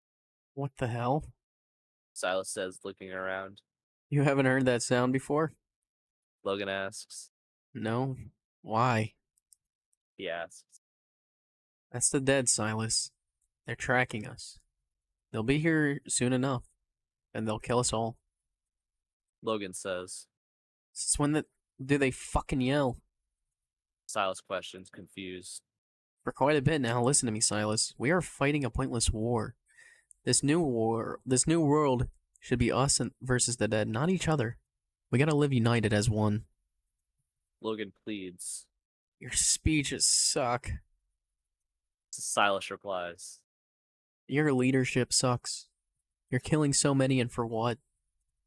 Logan asks. The greater good? A world where you're dead. Silas says. You don't get it, do you? Logan asks. Get what? He questions back. The new world? How can we build something new when we can't build ourselves? How can we build a new world when people are dying to useless fights day in, day out? Logan asks. Has anyone told you just how much you ramble? Silas says. Logan sighs, taking out his machete. Are we really gonna fight once more? You really have a death wish, don't you? Silas says. If my death resolves this war, then I die for it. Right here, right now, after all. This is our final fight. Logan says. I'm gonna give you one last choice. Fight or flight. Which do you choose? Silas asks, smiling. Anything is possible until my heart stops beating. Logan says, adjusting his grip. Don't beg for mercy when I put you on your knees. Silas shrugs, holding his mace. They both rush forward, swing their weapons. Logan's machete swings in the mace's stem. He rips it out as they both swing once more. Logan ducks the mace as his machete barely misses. Silas then kicks Logan, knocking him to the ground. He rolls to his knees, looking up at Silas. He smirks, swinging the machete at his legs. Silas jumps back and kicks the machete. Logan watches the machete flies in the air and hits the concrete ground, snapping in half. Motherfucker. He mumbles, standing to his feet. Silas laughs at the damage. Logan swings a punch, right hooking Silas. He stumbles as Silas retaliates with a headbutt. I could end this so quickly, but I'm enjoying this. Silas yells. Suddenly, Logan suddenly tackles him to the ground, dropping the mace. Logan swings a punch, knocking spit out of Silas's mouth. He punches again when Silas catches it. He throws him off to the side, standing back to his feet. I hope you're enjoying this just as much as I am. Silas says, picking Logan up, holding him by the jaw. I bet you are. Silas mumbles, throwing him back to the ground. Logan's head ricochets against the tar ground. Logan's vision goes blurry as he struggles, trying to sit up. Silas picks up his mace, looking to Logan. He walks back over, swinging the mace down. It slams into his stomach as Logan lets out a scream. Silas grabs the shaft of the mace and slaps into Logan's head. He Oh, falls to shit. the ground, laying flat. He feels his vision fading as his head pounds, aching. Oh. As long as it's all of us, we don't die. A recognizable voice says. Logan squints his eyes, seeing Darren stand above him next to others. The anger in your heart warms you now, but will leave you cold in your grave. James says, a hopeful look in his eyes with a smile on his face. I'm not leaving you. Xavier says, motivating Logan. Look at you, Logan. Something's different. This isn't the same noble hero I fought before. No, you've changed. I admire that. But don't think I'm scared. Cole mumbles. We can't be killing again. The living deserve something. They survived this long, and for what? Just to be killed mercilessly? Haley asks. I trust you and your people.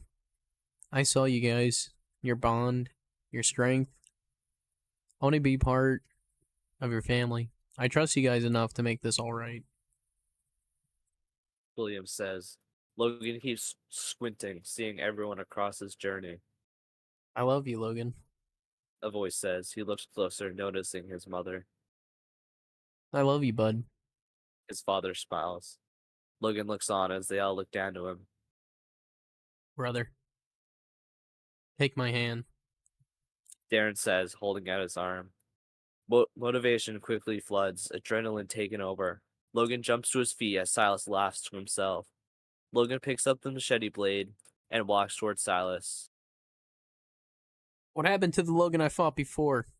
He was fierce and energetic. That was until I started winning, but still. Silas mutters. He laughs to himself, amused by his own jokes. Silas. Logan yells, getting his attention. What? Are you trying one of those speeches again? If so, I ain't sitting through that again. Silas says, turning around. Logan swings the blade, piercing Silas's stomach. The mace falls, hitting the ground. As Logan drops the machete, blood leaks from his hand, cut from the blade. Logan turns, noticing everyone watching. Silas falls to his knees as all watches. This is the start of the new. Oh, wait. Oops. This is the start of the new world. Logan yells. The people look on, unsure. The future belongs to the ones who believe. Silas will live. So will all of you. We are one together. Logan explains. Annabelle looks to her knife, covered in blood. She shakes her head, dropping the knife. We move on from today and yesterday. And all the days before that, we go for the future. Annabelle says, stepping forward. We've fallen time and time again. But we ain't dead. Logan yells. The future is unpredictable. Yet, we can predict that with all of us united as one, we are unstoppable. Beth says. Everyone that stands here today is one of us. Now join me in bringing us one step closer to a better future. Logan says, directing the crowd. You definitely almost got me with all the people coming in. I was feeling it. Too much. I miss those characters a lot. I do too. I didn't realize how much till you started they all started coming in saying the quotes and meaningful shit. It was actually pretty good. That's probably my favorite scene in the book right now. Yeah, it's shows all the characters that have changed him, Yeah. and even characters we haven't seen before, like his mother. Yeah, which we'll get into that with the prequels, I'm sure, which is pretty good. Yeah, and maybe eventually when I write it, maybe include a quote from a few of your siblings or something. Yeah. But I think what you have is really fucking good. It's an amazing One last chapter. That was an amazing conclusion to the fight. Let's get it. Yeah, I feel like it was a little rushed. I think you could definitely add on to it if you want to, and I think that would be a good idea. Yeah, I think you could add on to Kenny getting taken and maybe make that You could probably not prolong it, but add some more detail to it. I might do that when I edit. Just add a longer, drawn out fight. Maybe have a fight in between, and then kind of like with the Seekers, there's a fight, then planning and stuff, and then the final fight. Do something like that. 'Cause there was a Skogsbor, but that wasn't too much, and then Grieford was not really shown. Yeah. Grieford was not shown at all. Yeah, maybe delve a little bit more into Aurora's leadership. Yeah, I think that would be a good idea. Show how she has changed rather than just her saying, "Oh yeah, no, I'm better now." Yeah, I think that's a good idea. ready to get into the final chapter? Yes. Chapter 29. Walk with me. 4 months later. Think of the ones we've lost all the time. As much as I miss them, I don't dwell on it. Logan says, walking with Beth and Sean down the Willows Grove Road. The roads and houses now clean, as the trees and grass shine a bright green. The sky is a baby blue with few clouds in the sky. People talk and laugh while kids run around screaming. Yeah. Still here. We live for them. Beth says, smiling. They walk to the graveyard, reminiscing Haley, Sammy, and William's graves. Sorry, graves sit. Haley, Sammy's, and William's graves sit in the dirt along with the war deaths. You did it, Logan. You made the future a reality. Beth says. We did it. Together. Logan replies. This world is ours. The next generation will be ours. We're the future that awaits. Beth says, looking at Sean, who walks by their side. fascinated by everything. Brendan sits at his desk, writing in a leather journal. He flips the page, continuing to write his story. Suddenly, the door opens as Angel walks through. Hey, Brandon says, writing. what you doing?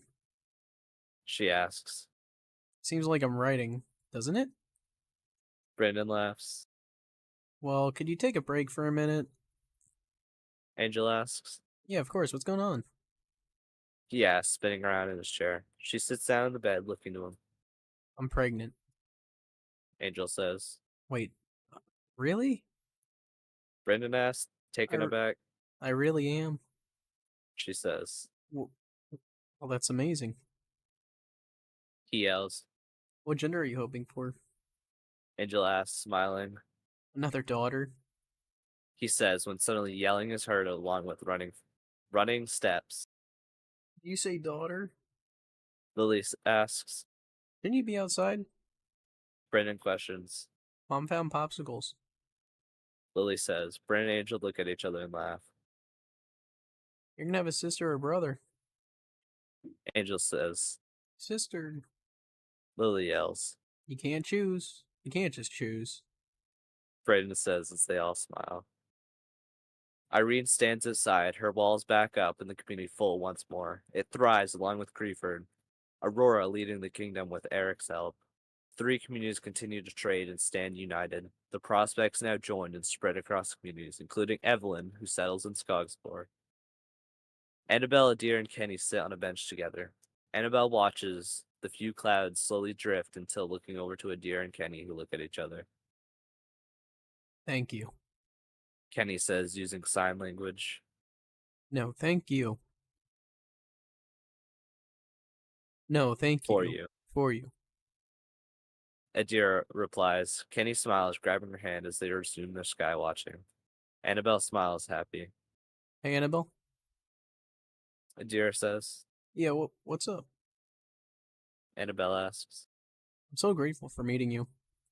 She says.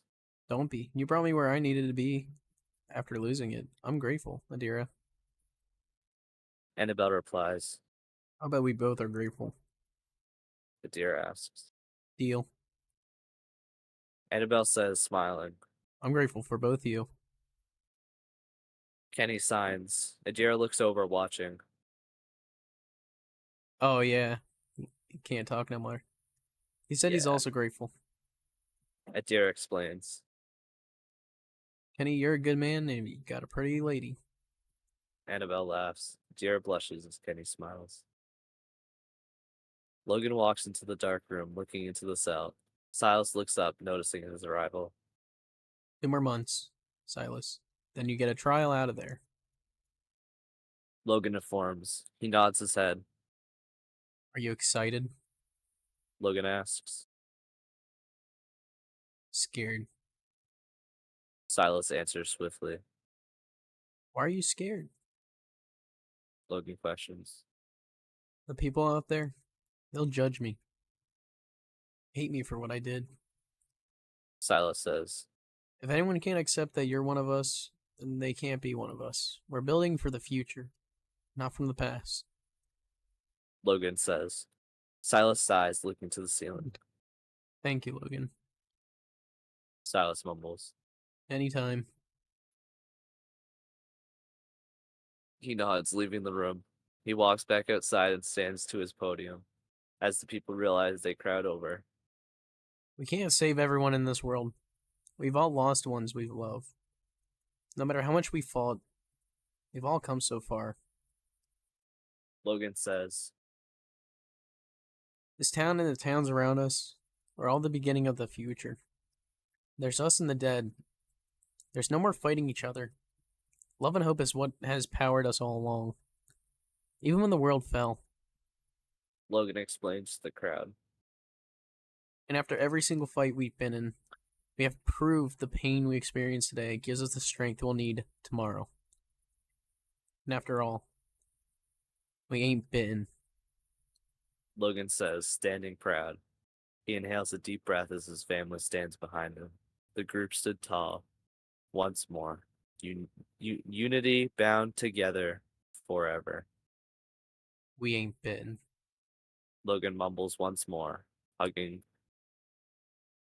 his family. No. That's such a good ending, though. It's a happier ending, yeah. It really is. I like it though. I do like it a lot. I think it fits for the story though. I hope so, because it's hard with Logan because he went from wanting to protect everybody to wanting to protect his community to his family, then to the community again. And then a little bit of this book started with everybody, and then it transferred more into the the three, humanity's last hope, Yeah. and now it's again for the world. So it was hard getting a bigger Logan character arc. Kenny had a little character arc. Brandon had a little bit. Angel had a little bit. Beth, not really. Yeah, but not really. Annabelle had a little one. Adira, not really. Really good though. Honestly, I think it is a very good conclusion to this story after all these years. And fucking goddamn. It's real good though. We ain't bitten. We ain't been Finally used the title. yeah. At the very, very, very, very, very end. Yep. And this is the happy ending, as I said, because there was another ending where Logan dies. Oh shit. How did that one go? So basically, the whole last part of the story was written as Logan dies until like the last two chapters, because the catalyst, which is the chapter where they use the horde and where Logan fights off the dozen zombies and stuff. He gets bit there, which you might think like, oh, that's stupid. He shouldn't get bit after surviving all these years. No, But you can I always kind make of said in my mistakes. I said in my mind that there's, for one, dozens of zombies, and Yeah. he's fighting for who he loves, which is his character, fighting for not himself but for everyone he cares about. Not only that, but And out of practice. yeah, and so he gets bit in it, and so for the last, that's why when he comes home with Beth, he doesn't wait at all. He goes right to fighting. Yeah. That's why it was like so all of a sudden he goes right in, and that's also why Silas says that he looks horrible. That's why Beth asks like a few times, "Are you okay?" And he says like it feels like it's ending or something. Yeah. That's actually pretty cool. I think you could But definitely keep that as is, and then it kind of like leaves a suggestion for maybe an alternate ending. yeah, it took me till chapter 28, the second to last chapter, to decide what I wanted to do. So Yeah. I wanted to do Logan to finish his character arc. I wanted to do that, finish his story. He died fighting for who he loves. That motivates him. And hold on, I gotta switch the. Luckily, no one watched my stream. I forgot to switch to screen capture. It's Oh been on no. starting screen this whole time. Oh no. Oops. Anyway, I have it written down of how the thing would go. So Logan has all the visions still. That part stays. And plus, he's dying. He's imagining things. Yeah. And he yells to Silas. Let me get to it. Yeah. So Silas goes, "What happened, Logan? I fought before." Logan yells, "Silas." Silas complains about the speech, and I'll just send the rest to you 'cause it's a lot to read. That's fair. That's really cool though.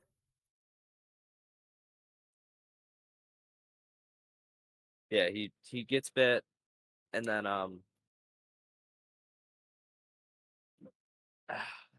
it's hard because I kind of wanted to die, but then I was like, a lot of people hate protagonists dying, so Yeah.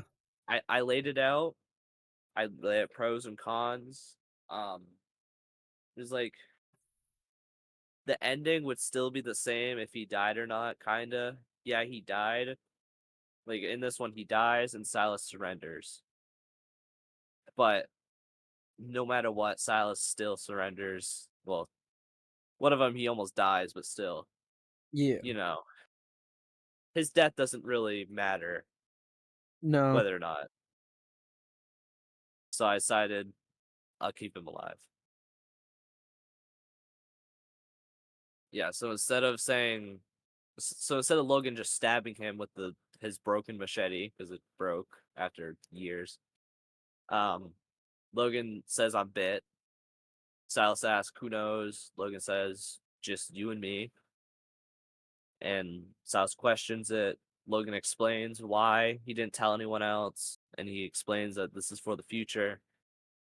Logan pleads for Silas to surrender and just give for the future. And Silas says, "Sorry." And then he tells everyone to stop fighting. He surrenders. That's it. And then it would go to Walk With Me, which would be kind of the same, except instead of Beth, Logan and Sean talking and Logan doing a speech, Beth and his family would, and Damn, maybe all you should that. have killed me off. That might be a better ending.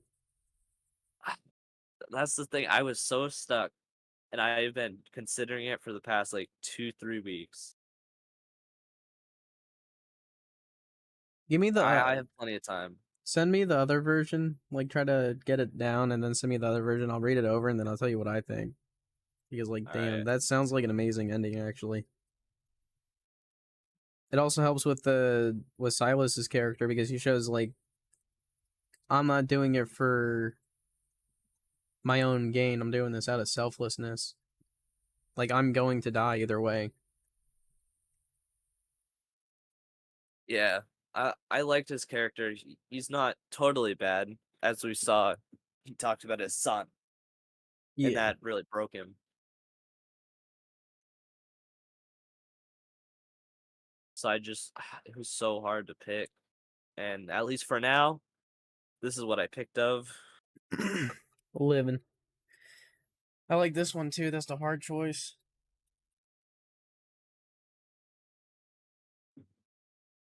It's a really hard decision.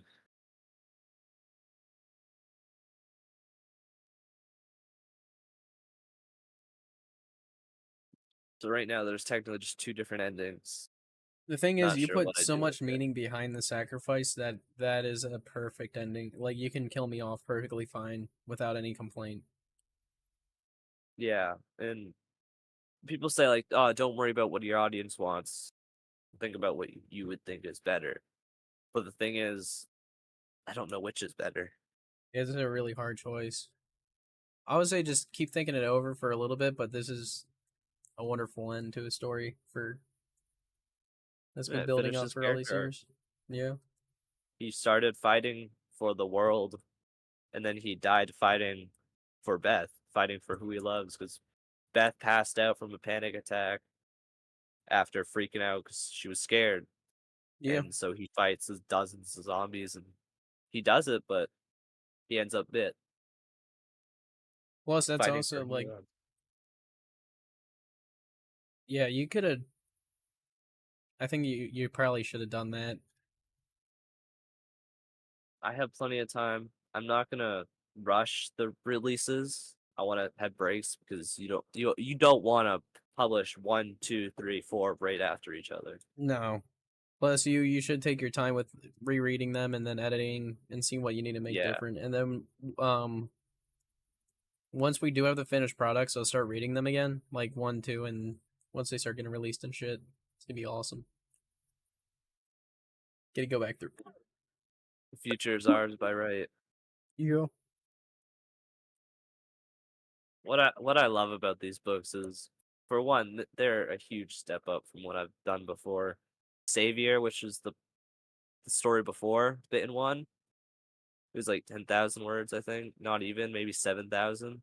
Even with And just your then, first one, it was like so much progress from yeah, what you made to here, and now you're this far into it, and it's like there's way better dialogue than the first book. The characters, like, they really, you made them a lot more colorful too. you can feel them. Yeah, It's not just dialogue and what's happening. There's a yeah. lot of feelings and despair. There's emotion behind the writing, which is really good. Yeah. I love the series. Is Bitten One, besides that little paragraph at the end, it could be a standalone book. Bitten Two has a big cliffhanger, but Bitten Three, that's also could have been a series finale, a sad Yeah, one, but it still fits as one. Bitten Four could have been a series finale. So like, and then Bitten Five obviously is the series finale. So like, four out of the five books could have been series finales or book finales. yeah. They really That's could what have I been. love.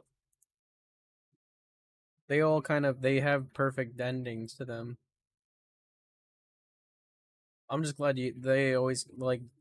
It, I'm really upset this is actually the last one. It's the last of the future, man. But we got prequel, Darren, Logan prequel, Beth prequel. So that's three main character prequels. I have the encyclopedia to work on, which is a lot of bit and information, and I'm hoping to publish that probably after Bitten 5 gets published, and who knows how long.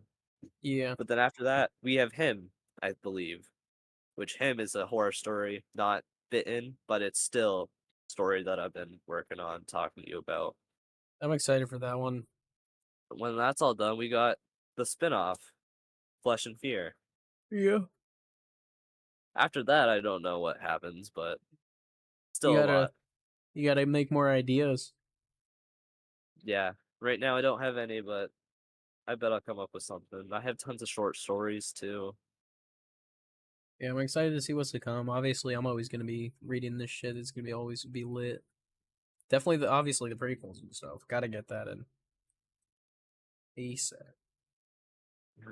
Once I do the prequels and the spin-off, I'm gonna have to like put up like a little message thing for like how to read the series in order, Yeah, chronological order. So I'm pretty sure it's gonna Flesh and Fear 1, then Darren, and then Logan and Beth, then probably Flesh and Fear 2, and then Bitten 1, then probably Bitten 2, 3, 4, Bitten and Flesh and Fear 3, and Bitten 5. I think yeah. that's the order. It's pretty And then good. if there's more Flesh and Fear. Oh yeah. It's a lot ahead. It ain't over. Thank God. It's it's the end of your character arc and a lot of others, but there's still the before. It's the end of the main story. Yeah. Your character came full circle. I think you could also do like three more books that are like way after, like I become old and die or something, or if you do decide to change it, shows Sean. yeah, basically rebuilding, being a big part of that rebuilding, or like they have shit almost pretty much there. Even if I just put like a huge like instead of 4 months later, after the 4 months, maybe it's like 70 years later. Not Yeah. seven, that's too much, but might actually not be too much. Sean's gonna be old, but you're what, 20 in this book? Yep. Almost 30? Yeah, Pretty you're almost 30, so 70, you'll probably be dead, but Sean's gonna be like 70. pretty much.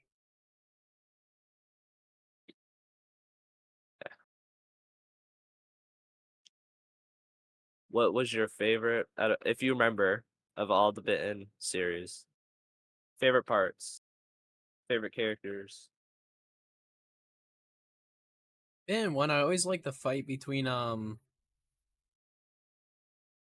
forget what the name it was the two people on the cliff and then he gets thrown over. Was it James? Vince, Vincent and Braden. Yeah, Vincent and Braden. Their fight always like I thought that was one of the coolest parts you wrote in the first book. I think that was the first one, right? Yeah. Yeah. Also, I like the introduction to the prison. I like the whole like beginning of the story. I think it starts out just very you get put into this random character meeting a whole new group and then everything just going wrong. He joins the group. He builds a somewhat like relationship with Beth, Amelia, and slightly Darren.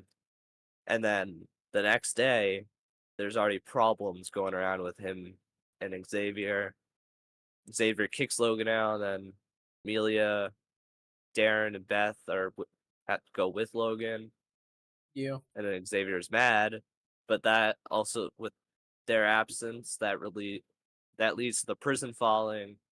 So now it's just like those five, and then the few others they found in the prison left I alive. did like Xavier's I like how you changed his character and made him join our side. I thought that was a good choice.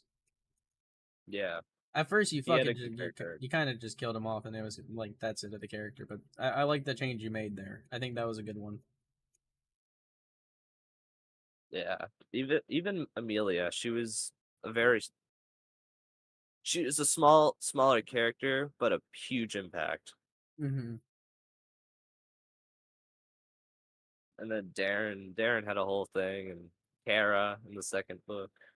Yeah, in the second book, they were one of the main parts about it because your character wasn't even in there yet either. In the second, you didn't Nope. come till the third book. Yeah, without Kara and Darren, the second book like wouldn't have happened. Yeah, It's weird to think about. they were a huge part because you got to see a little bit of their backstory too. Yeah, and Whiskers. I'm just surprised you killed a kid because I killed a few of them by now. yeah, I killed Jake, which he's a teen, but still, he got eaten alive. Then decapitated a 9-year-old. yeah, you did in front of her Lily didn't brother. die though. Nope. Yeah, Yeah, I but killed it's a cat too. yeah, you did. Sacrificed a cat to the You devil. you got tired of writing the cat, and you also forgot to write the cat. Yeah, like all of it in 3, you don't hear about the cat because I kind of just forgot it existed. So I just Which wrote it off as just sleeping in the house. it's such a minor character. It was annoying, so I was like, just kill it. Just Which kill it. I hate. 'Cause I love cats, but I mean, could have just had the cat like roaming around or something. Like, say the yeah, cat just kind of goes off after Kara dies and shit. yeah, cat could have just literally just ran away. Girl. But third book, the dialogue. That's when the dialogue started getting really good with like Cole and Logan's interactions. Were I fucking love. phenomenal throughout the whole thing. I thought that was definitely my favorite part of 3 was the dialogue and how and Cole's like he had a lot of progression and then my character couldn't see the change in him, which I think does come full circle with Silas being given so many chances that I didn't give to Cole. I love your character arcs and stuff, but I think Cole has my favorites. He is one of the best villains, and I think he really got done dirty getting killed. I kind of wish he could have been here to the end. Yeah, but I think if I he died, fulfilled his character arc. he did. I think if I died, anyone that could have like taken my place could have probably been Cole. Yeah, it helped you learn because Yeah, it did.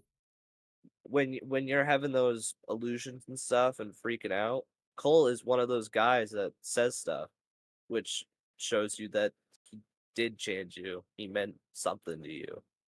Yeah.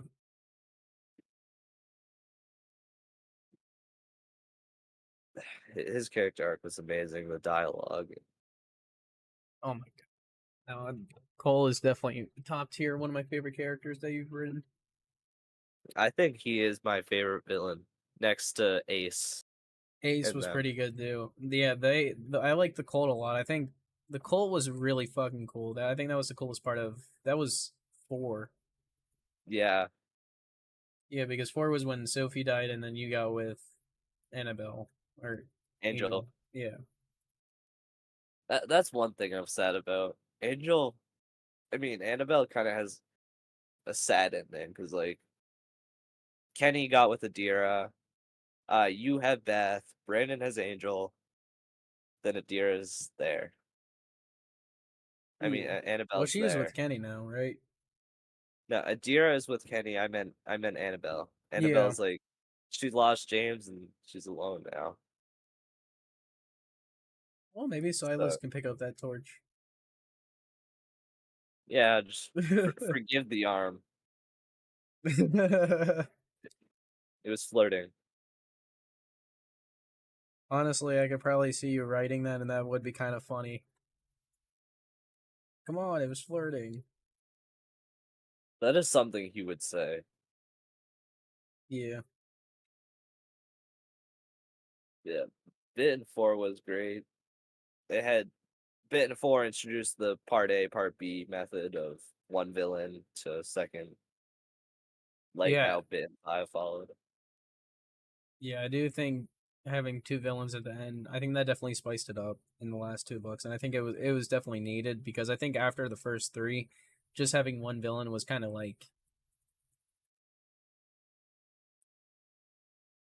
basic in To what they're getting to used the to. length I need, it was really drawn out. Yeah. I think the island part was really cool. I think that was a really good idea. Trying to find new land and then it just not going right. Yeah, it's something I needed as a filler plot villain thing. Kind of, I don't know if the Reapers are in the comics for The Walking Dead, but the Reapers in the show were a filler arc, and that's what I needed here to have them Logan to explore back into wanting to save everybody, wanting for Yeah. the bigger world. But then it, like you said, it all going wrong and him falling on that belief. And then to the family coming back to their home destroyed. See, where I think you could pick up the story if you really, really wanted to is years down the line, Sean actually does get his own story, and his whole fight is for the world because that's what I could not accomplish before I was. Killed. Honestly, I think you should kill me off. That feels more right. But that also gives kind of like Beth a sad ending along with Annabelle. But yeah, It does, but I mean, it gives my end. It gives me like, it's your time to rest, man. yeah, I think you got to do it. I might. Really sad though. And then we'll reread the final chapter once you do that on stream sometime. I don't know if we're gonna do a main bitten one, but probably just like on stream. Yeah, maybe if it's even RainCon later. Yeah, if we can do another RainCon with the new updated ending. But no, I think yeah, you're gonna have to kill me off. I might because like you said, it might really I fulfill think the it art. yeah, it's gonna make it more impactful, and I think it's gonna catch a lot more attention, especially with the whole fighting 12 zombies part. I think that's gonna really catch um that's gonna hold attention for the end. Yeah, it's even though he doesn't flat out say it when he gets bit, it's really pointed at as like I said earlier, Silas is like saying, "Oh, you look horrible right now," and then Beth asks Logan, like, "Are you okay?" a few times, and Logan says, "I feel like it's ending," and he's scared. And then Yeah, obviously at the end, he's out of it. He's weak. Silas is like, "Where's this guy I fought before?" And obviously, because Logan's dying, the body infection's taken over it, and then Logan fights for what he believes in, and then if I do the 4 months later, still Logan's dead. yeah, Beth and definitely. Sean are living on. I definitely think like after he says like, "Oh, where's the guy I fought before?" and then like he reveals, "I'm bit." Yeah, and it stops Silas. It freezes, like makes him pause and think. And then Logan then says like that it's only himself and Silas that knows, not even Beth or anyone else. Yeah. And then I can start talking about like how tired I am of all the war and everything, and then go into the speech of how like we're supposed to be united and help each other, which I think is really good. Honestly, I think you did a wonderful job of writing this, and I'm really glad to see how this panned out. I'm I excited. am proud. Yeah, you should be. You did a really good job. It's really cool. Now with bit and finish, one of my dreams on my bucket list and stuff is have this book series get turned into a show, even if it's animated show or live action like Walking Dead. As As long as long they as they do don't it by the screw it fucking up. books and don't change the I story. know. If they change your story, I'd be so fucking upset. Don't worry, they'll kill Brandon in the third book. It's not even the book he shows. It's the only book, first book he shows up in. Just fucking gets Yeah. off. And don't worry, the main character Logan, he'll leave in the fourth book, and then Beth will have to take over for the fifth book. That'd be fucking horrible. And then Sean dies in the end because you have to kill the kid. Yeah.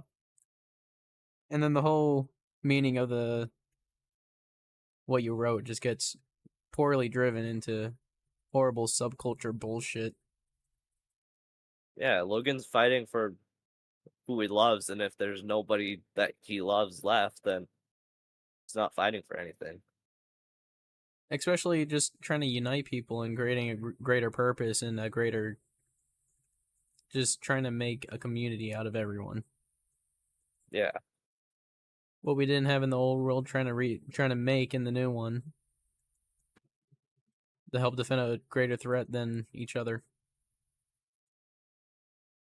Because every time I think in pretty much all your stories, the communities aren't torn down by the people; it's by the fucking zombies. yeah, because well, Bitten 2 was blown up by Nolan. True, it was blown up. Bitten 3, the farm was overrun Yeah, by the variants. most of them have been overrun and shit. And then you get to like the more secure ones, and even those ones, like after they start to fall, getting overrun and Dude, shit. yeah. Even if like someone just attacks, the aftermath of it is, yeah, you can clean up an attack, but the dozens of zombies that are now surrounding the place, that's hard to get rid of. Yeah, and it creates another problem, And especially when I you could be down people, so then fighting off the zombies just becomes harder. and that's why I love when they return back from the island already defeated. They come back and now they have to deal with a different problem immediately. Yeah, they have no time to breathe or relax after what they just faced. And even after Silas kills Haley and them, they have a chapter which is not. I think one day passes and then Skogsborg gets destroyed, Skogswar is dead and down, fallen. Yeah, he Then starts taking 3 out the days. communities. Yeah, 3 days pass, and then Grieford is taken. Then Willows Grove is attacked again, and it's like Silas doesn't stop, and Logan is tired, and then he gets bit. Can't fight no more. I just think Logan's whole thing is like, I know I'm not the best writer, but I think the story I wrote and showed is really good. I think now that it all came together and everything, it really showed the true meaning I think you were trying to tell, and I think that's really awesome. The theme of this book, which one day they'll make you study in high school. You'll have to read the whole series. The theme of the book is friendship and love, Unity, unity. sticking together.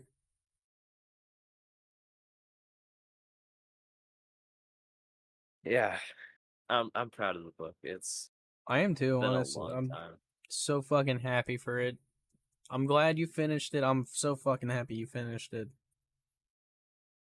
It's a thing. This book started with a dream that I had.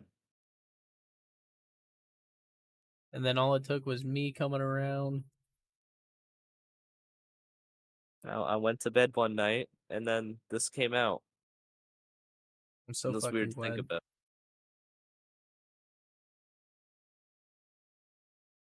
The dream wasn't even like anything too big. The dream was zombie apocalypse, a few guys at a prison, and then the prison gets attacked. I wake up, I write a book about a prison, then Greenville, and then all the way to Willows Grove. Yeah. We're at the end of it. It doesn't feel real. It doesn't feel like this is the end. And it's necessarily not, because there's other stories to get told, but And maybe you could do a future one, but right now this is the end of all these characters. This whole arc. You can't continue this now. They're done. Their stories have been told. yeah, there's nothing left to They be haven't told. they all didn't end very happy, but they were told well too. Beth went from a depressed person who lost her family to one of the strongest woman characters. In the book, yeah. Annabelle went from being literally on the opposite side and trying to kill Logan to being his family. Kenny, we didn't see much of yet. Obviously, that'll be delved more into your book. Yeah. And then Adira, we didn't see too much because she just got introduced. Brandon went from he didn't have too much of a learning arc, but he went from a kind person who wouldn't kill people to this murder arc where he literally just kills the biggest villain, like tall wise, Ace, just shooting him in the head. Um, to now being a guy who will kill, but would rather not, and then just kind of like how Logan ended for the Yeah. future. I think definitely it's gonna suck not having these books to look forward to now. There's more other stories to be told, but There is. It's just I'm gonna miss these characters a whole lot. yeah. It's so sad to see it go. Like it really fucking is. I wish it could stay. Everything comes to an end one way or another. Yeah. Stuff, Verno. That's skibbity. Oh yeah, I guess you never did the toilet in the head and saying that's so skibbity. I would never do something like that. That's fair. He the never future did world in the 100 years are gonna read this book, and that they would very question that. Well, let them be clueless. You have to live at the time to know it. A book is not supposed to make you clueless. It's supposed to help you learn a theme in the end and teach you something. A book is supposed to be what you want it to be. In this case, it's supposed to make you clueless. Now, in this case, it's supposed to teach you that no matter what people do to you, whatever, no matter what happens, there's always a future to go for. You can't go back to the past. Look forward, As move Logan, on. Well, that's kind of stupid because you can go into the. You can go. Actually, I take that back. yeah, you better. I Haha. realized it would be mean if I just said that was stupid. Logan literally says in the final chapter, we're building for the future, not from the past. Exactly. And You they're build for the the what? Sigma. I'm gonna ban you. If you do, Logan's gonna be mad. I'll just No, unban you. I won't be mad. Logan will say L. Yeah, L. Yeah, but for like no reason. That's not good. Funny. That's the reason. It's hilarious, but I mean, it's not nice. Because we Okay. says so. Am I nice? No. You're the nicest person in this server, except for Logan. I am Thank you. nicer than Logan. You guys are about the same level. Logan's killed over 100 humans. Exactly. I'm tough as nails and shit. In the book, Okay, but the book is literally set place in like 5 years. Exactly. So, talk to It's me gonna 5 years happen from now, IRL. bitch. yeah, but doesn't the zombie apocalypse that when it happens is like 2 years ago? The first book started 3 years in the apocalypse, so necessarily we have 2 years left. Sigma. Well, guys, I guess that's nice to know you. Zombie apocalypse is soon. Fucked. That'd be kind of funny though. Did you know Logan bought the Lethal Company Fortnite skin? I did. I didn't know that was a thing. It is. It's fun. Cool. Dialogue's one of my favorite things in this book, and there's a lot of memorable quotes in this book. Yeah. I was picking them out through the trailer. The trailers had a lot. Yeah. Then as I said earlier, we're building for a future not from the past. Where's the other ones? Future belongs to the ones who live, the ones who believe, not the ones who live. That's a show.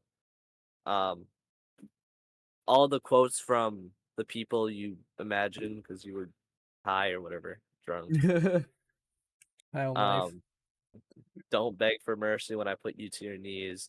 Anything is possible until my heart stops beating, which is a quote from the first book, by the way. The first book when Cole kills Amelia, Logan Oh. says anything is possible until the heart stops beating, and then in this book it's anything is possible until my heart stops beating. Yeah, that's really cool. That's Sigma. I'm sad Silas it's bullies you a over. lot. Says your speeches suck. Yeah. I thought that was probably one of the funniest lines. I love Silas. He has a lot of lines. Right when you Yeah. meet him too. Chapter 19, right when you meet him. What's his first line? I'm gonna find it. Well, his first line is technically if you're smart, you'll stay right you are, but like when you actually get to know him, his first line is literally, "Are you the idiots destroyed Outpost B?" Yeah. And then Kenny asks, "Do you want to die?" And Silas literally says, "Wasn't on my to-do list, no." Yeah, he starts off just popping off jokes. And that's why I love him. Yeah, he doesn't take shit seriously, which I think is a really cool aspect of the character. And you can see it, like his personality right when you meet him, and throughout the whole book, he's sarcastic guy who doesn't really care. But then when he talks to Annabelle about his personal actual life, he's talking about getting home off work after being tired. He turned on anime, and he Yeah. says like, "My son loved this show," and then he gets into how his son died. He shot himself after Souse's wife got bit. Yeah. It's like even with how jokey he is, you get to still see him on that personal level. You can add a line where he's like, he killed himself and he didn't want to be alone with me. Or he didn't want to be stuck with me. Wouldn't that make it kind of sound like he's abusive though? Well, he's not very much so the best guy. Actually, yeah, you probably don't want him to sound like an abusive dad. Yeah. It's, What I was trying to go for is his death really just changed him into this guy. yeah, I think definitely adding that is gonna murky up his whole character and make it harder for a redemption. Yeah. Which his whole redemption is he gets out Aurora locked in for 2 years and was never planned to come out. But in this, Logan also says that You're gonna have a trial. yeah, he's gonna be able to come out after 6 months of being in a cell, which yeah, 6 months is a lot. Not only that, but I think But another good thing that your story shows is that these people didn't start out bad. They started out as good people. It's just the world that happened changed them into the people who they were. yeah, The they things all before affected them, but it's really what happened what changed them. they all started as just everyday people. Yeah, you It wrote doesn't them. matter who you were before. Yeah, Cole's literally one of the best villains in this, and he fucking worked at Walmart. Yeah, he worked at Walmart. Someone you would walk past him nowadays and just be like, "Wow, it's a guy who works at Walmart." And then you go to this book where he's killing people with an axe. And Man, some of it's just out of fucking brutality because of his fucking. He's just losing it. yeah, he. It's not like he even did that, but for bad. Yeah, he had a not really a good reason. His reason was that the prison was seeming dangerous, so he went out and tried to destroy it, which obviously didn't lead that well. Yeah. But that was his whole thing. And then he says like Logan and him are the same kind of person who does stuff for his people. Logan does that eventually does learn that. Yeah. Obviously, Logan did it for a better reason because he doesn't destroy people who seem bad. Well, he did in BITTEN 3, kinda. He destroyed Cole because of what he did in the past. Yeah, but that was Part that of was the more story. for the character development of my character because like he kind of had to go through that to learn that people can change and that he made a huge mistake not giving Cole a second chance. Yeah, and he regrets that, and he talks a little bit about it throughout 4 and 5. Yeah, which I think it's nice that it is brought up. It's not just something that's forgotten, especially with James being a very impactful character and his final speech being what he truly wants for the future. The anger in your heart warms you now, but will leave you cold in your grave. Yeah, I think you really did an amazing job with this book, and I think the full story coming to this conclusion is just it's really good. It's super sad, and it's just oh, I wish there was more, but I'm really happy with how this turned out, and I think you did a fantastic job. I think besides dialogue, villains were just like my favorite part to write because Yeah, there's so much layers you can put into them and feelings, and you can make them seem like this bad guy, but you can also make them be the good guy because BITTEN 3, Logan was the bad guy, Cole was the good guy, yeah, but it's portrayed as in whatever the reader wants to believe in. You can believe that Logan's the good guy and Cole's the bad guy, and you'd be right. But you can also believe that Cole's the good guy and Logan's the bad guy, and you'd be right. Either way, he both. learns from it. Yeah, obviously Logan didn't get to decide for Nolan, but he exiled Cole because that's what he believed in at first. He didn't want to kill because he knew Cole was good even after all he did. He did. Nolan, the BITTEN 2 villain, he got killed by Darren, so that's different. BITTEN 3, Logan's a whole different man than he was before. He kills Cole because of what he did. BITTEN 4, he locks Aurora away, planned to be locking her away forever because of what she did. Doesn't kill him, but still punishes her. Then BITTEN 5, it's punishes him a bit, but he will end up being forgiven. Yeah, I think it was a great way of showing how everyone kills for such different reasons, and obviously some of them being horrible reasons, some of them being more valid than others. It really just showed that everyone is trying to protect their way of life. Everyone has a different way of thinking, and in their own way, most of them are right. Yeah, Red wasn't, but no, they obviously weren't. That was objectively just bad. he was probably the most cold-hearted villain next to Nolan. Yeah, he was pretty fucking badass. So But even Nolan had he had a good beginning. yeah, he did. No one started out as like a 50-50 guy. Yeah, he was just helping both communities, giving a bit of information. And then he really just got turned into this different guy because Logan told him that he had to choose a side before he got stuck in the middle. Which, honestly, both are right.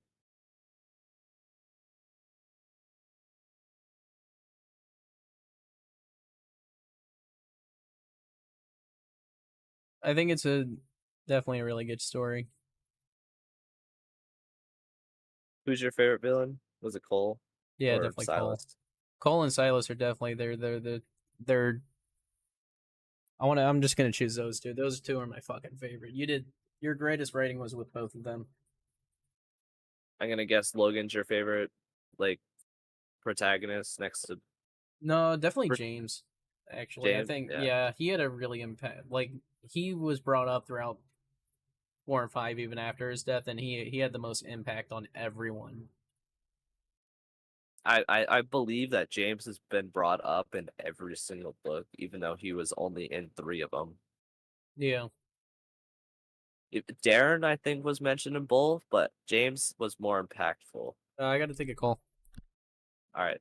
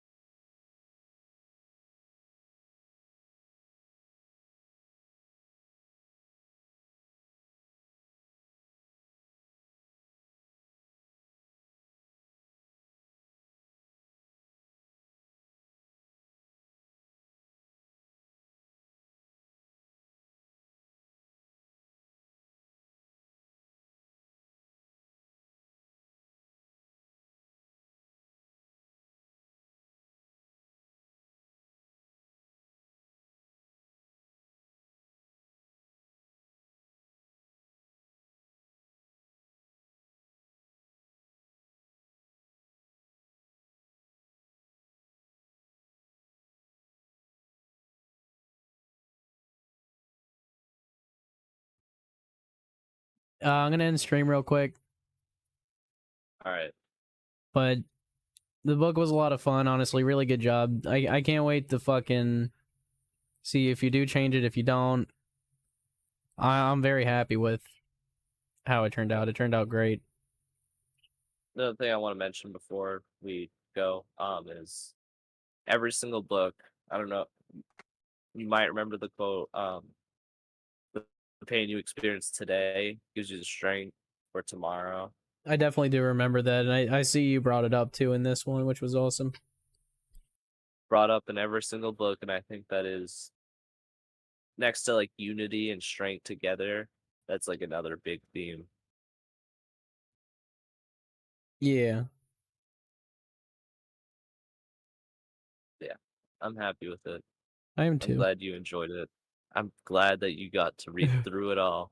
I am too. I'm really You happy are about that, dude. You are him. Literally.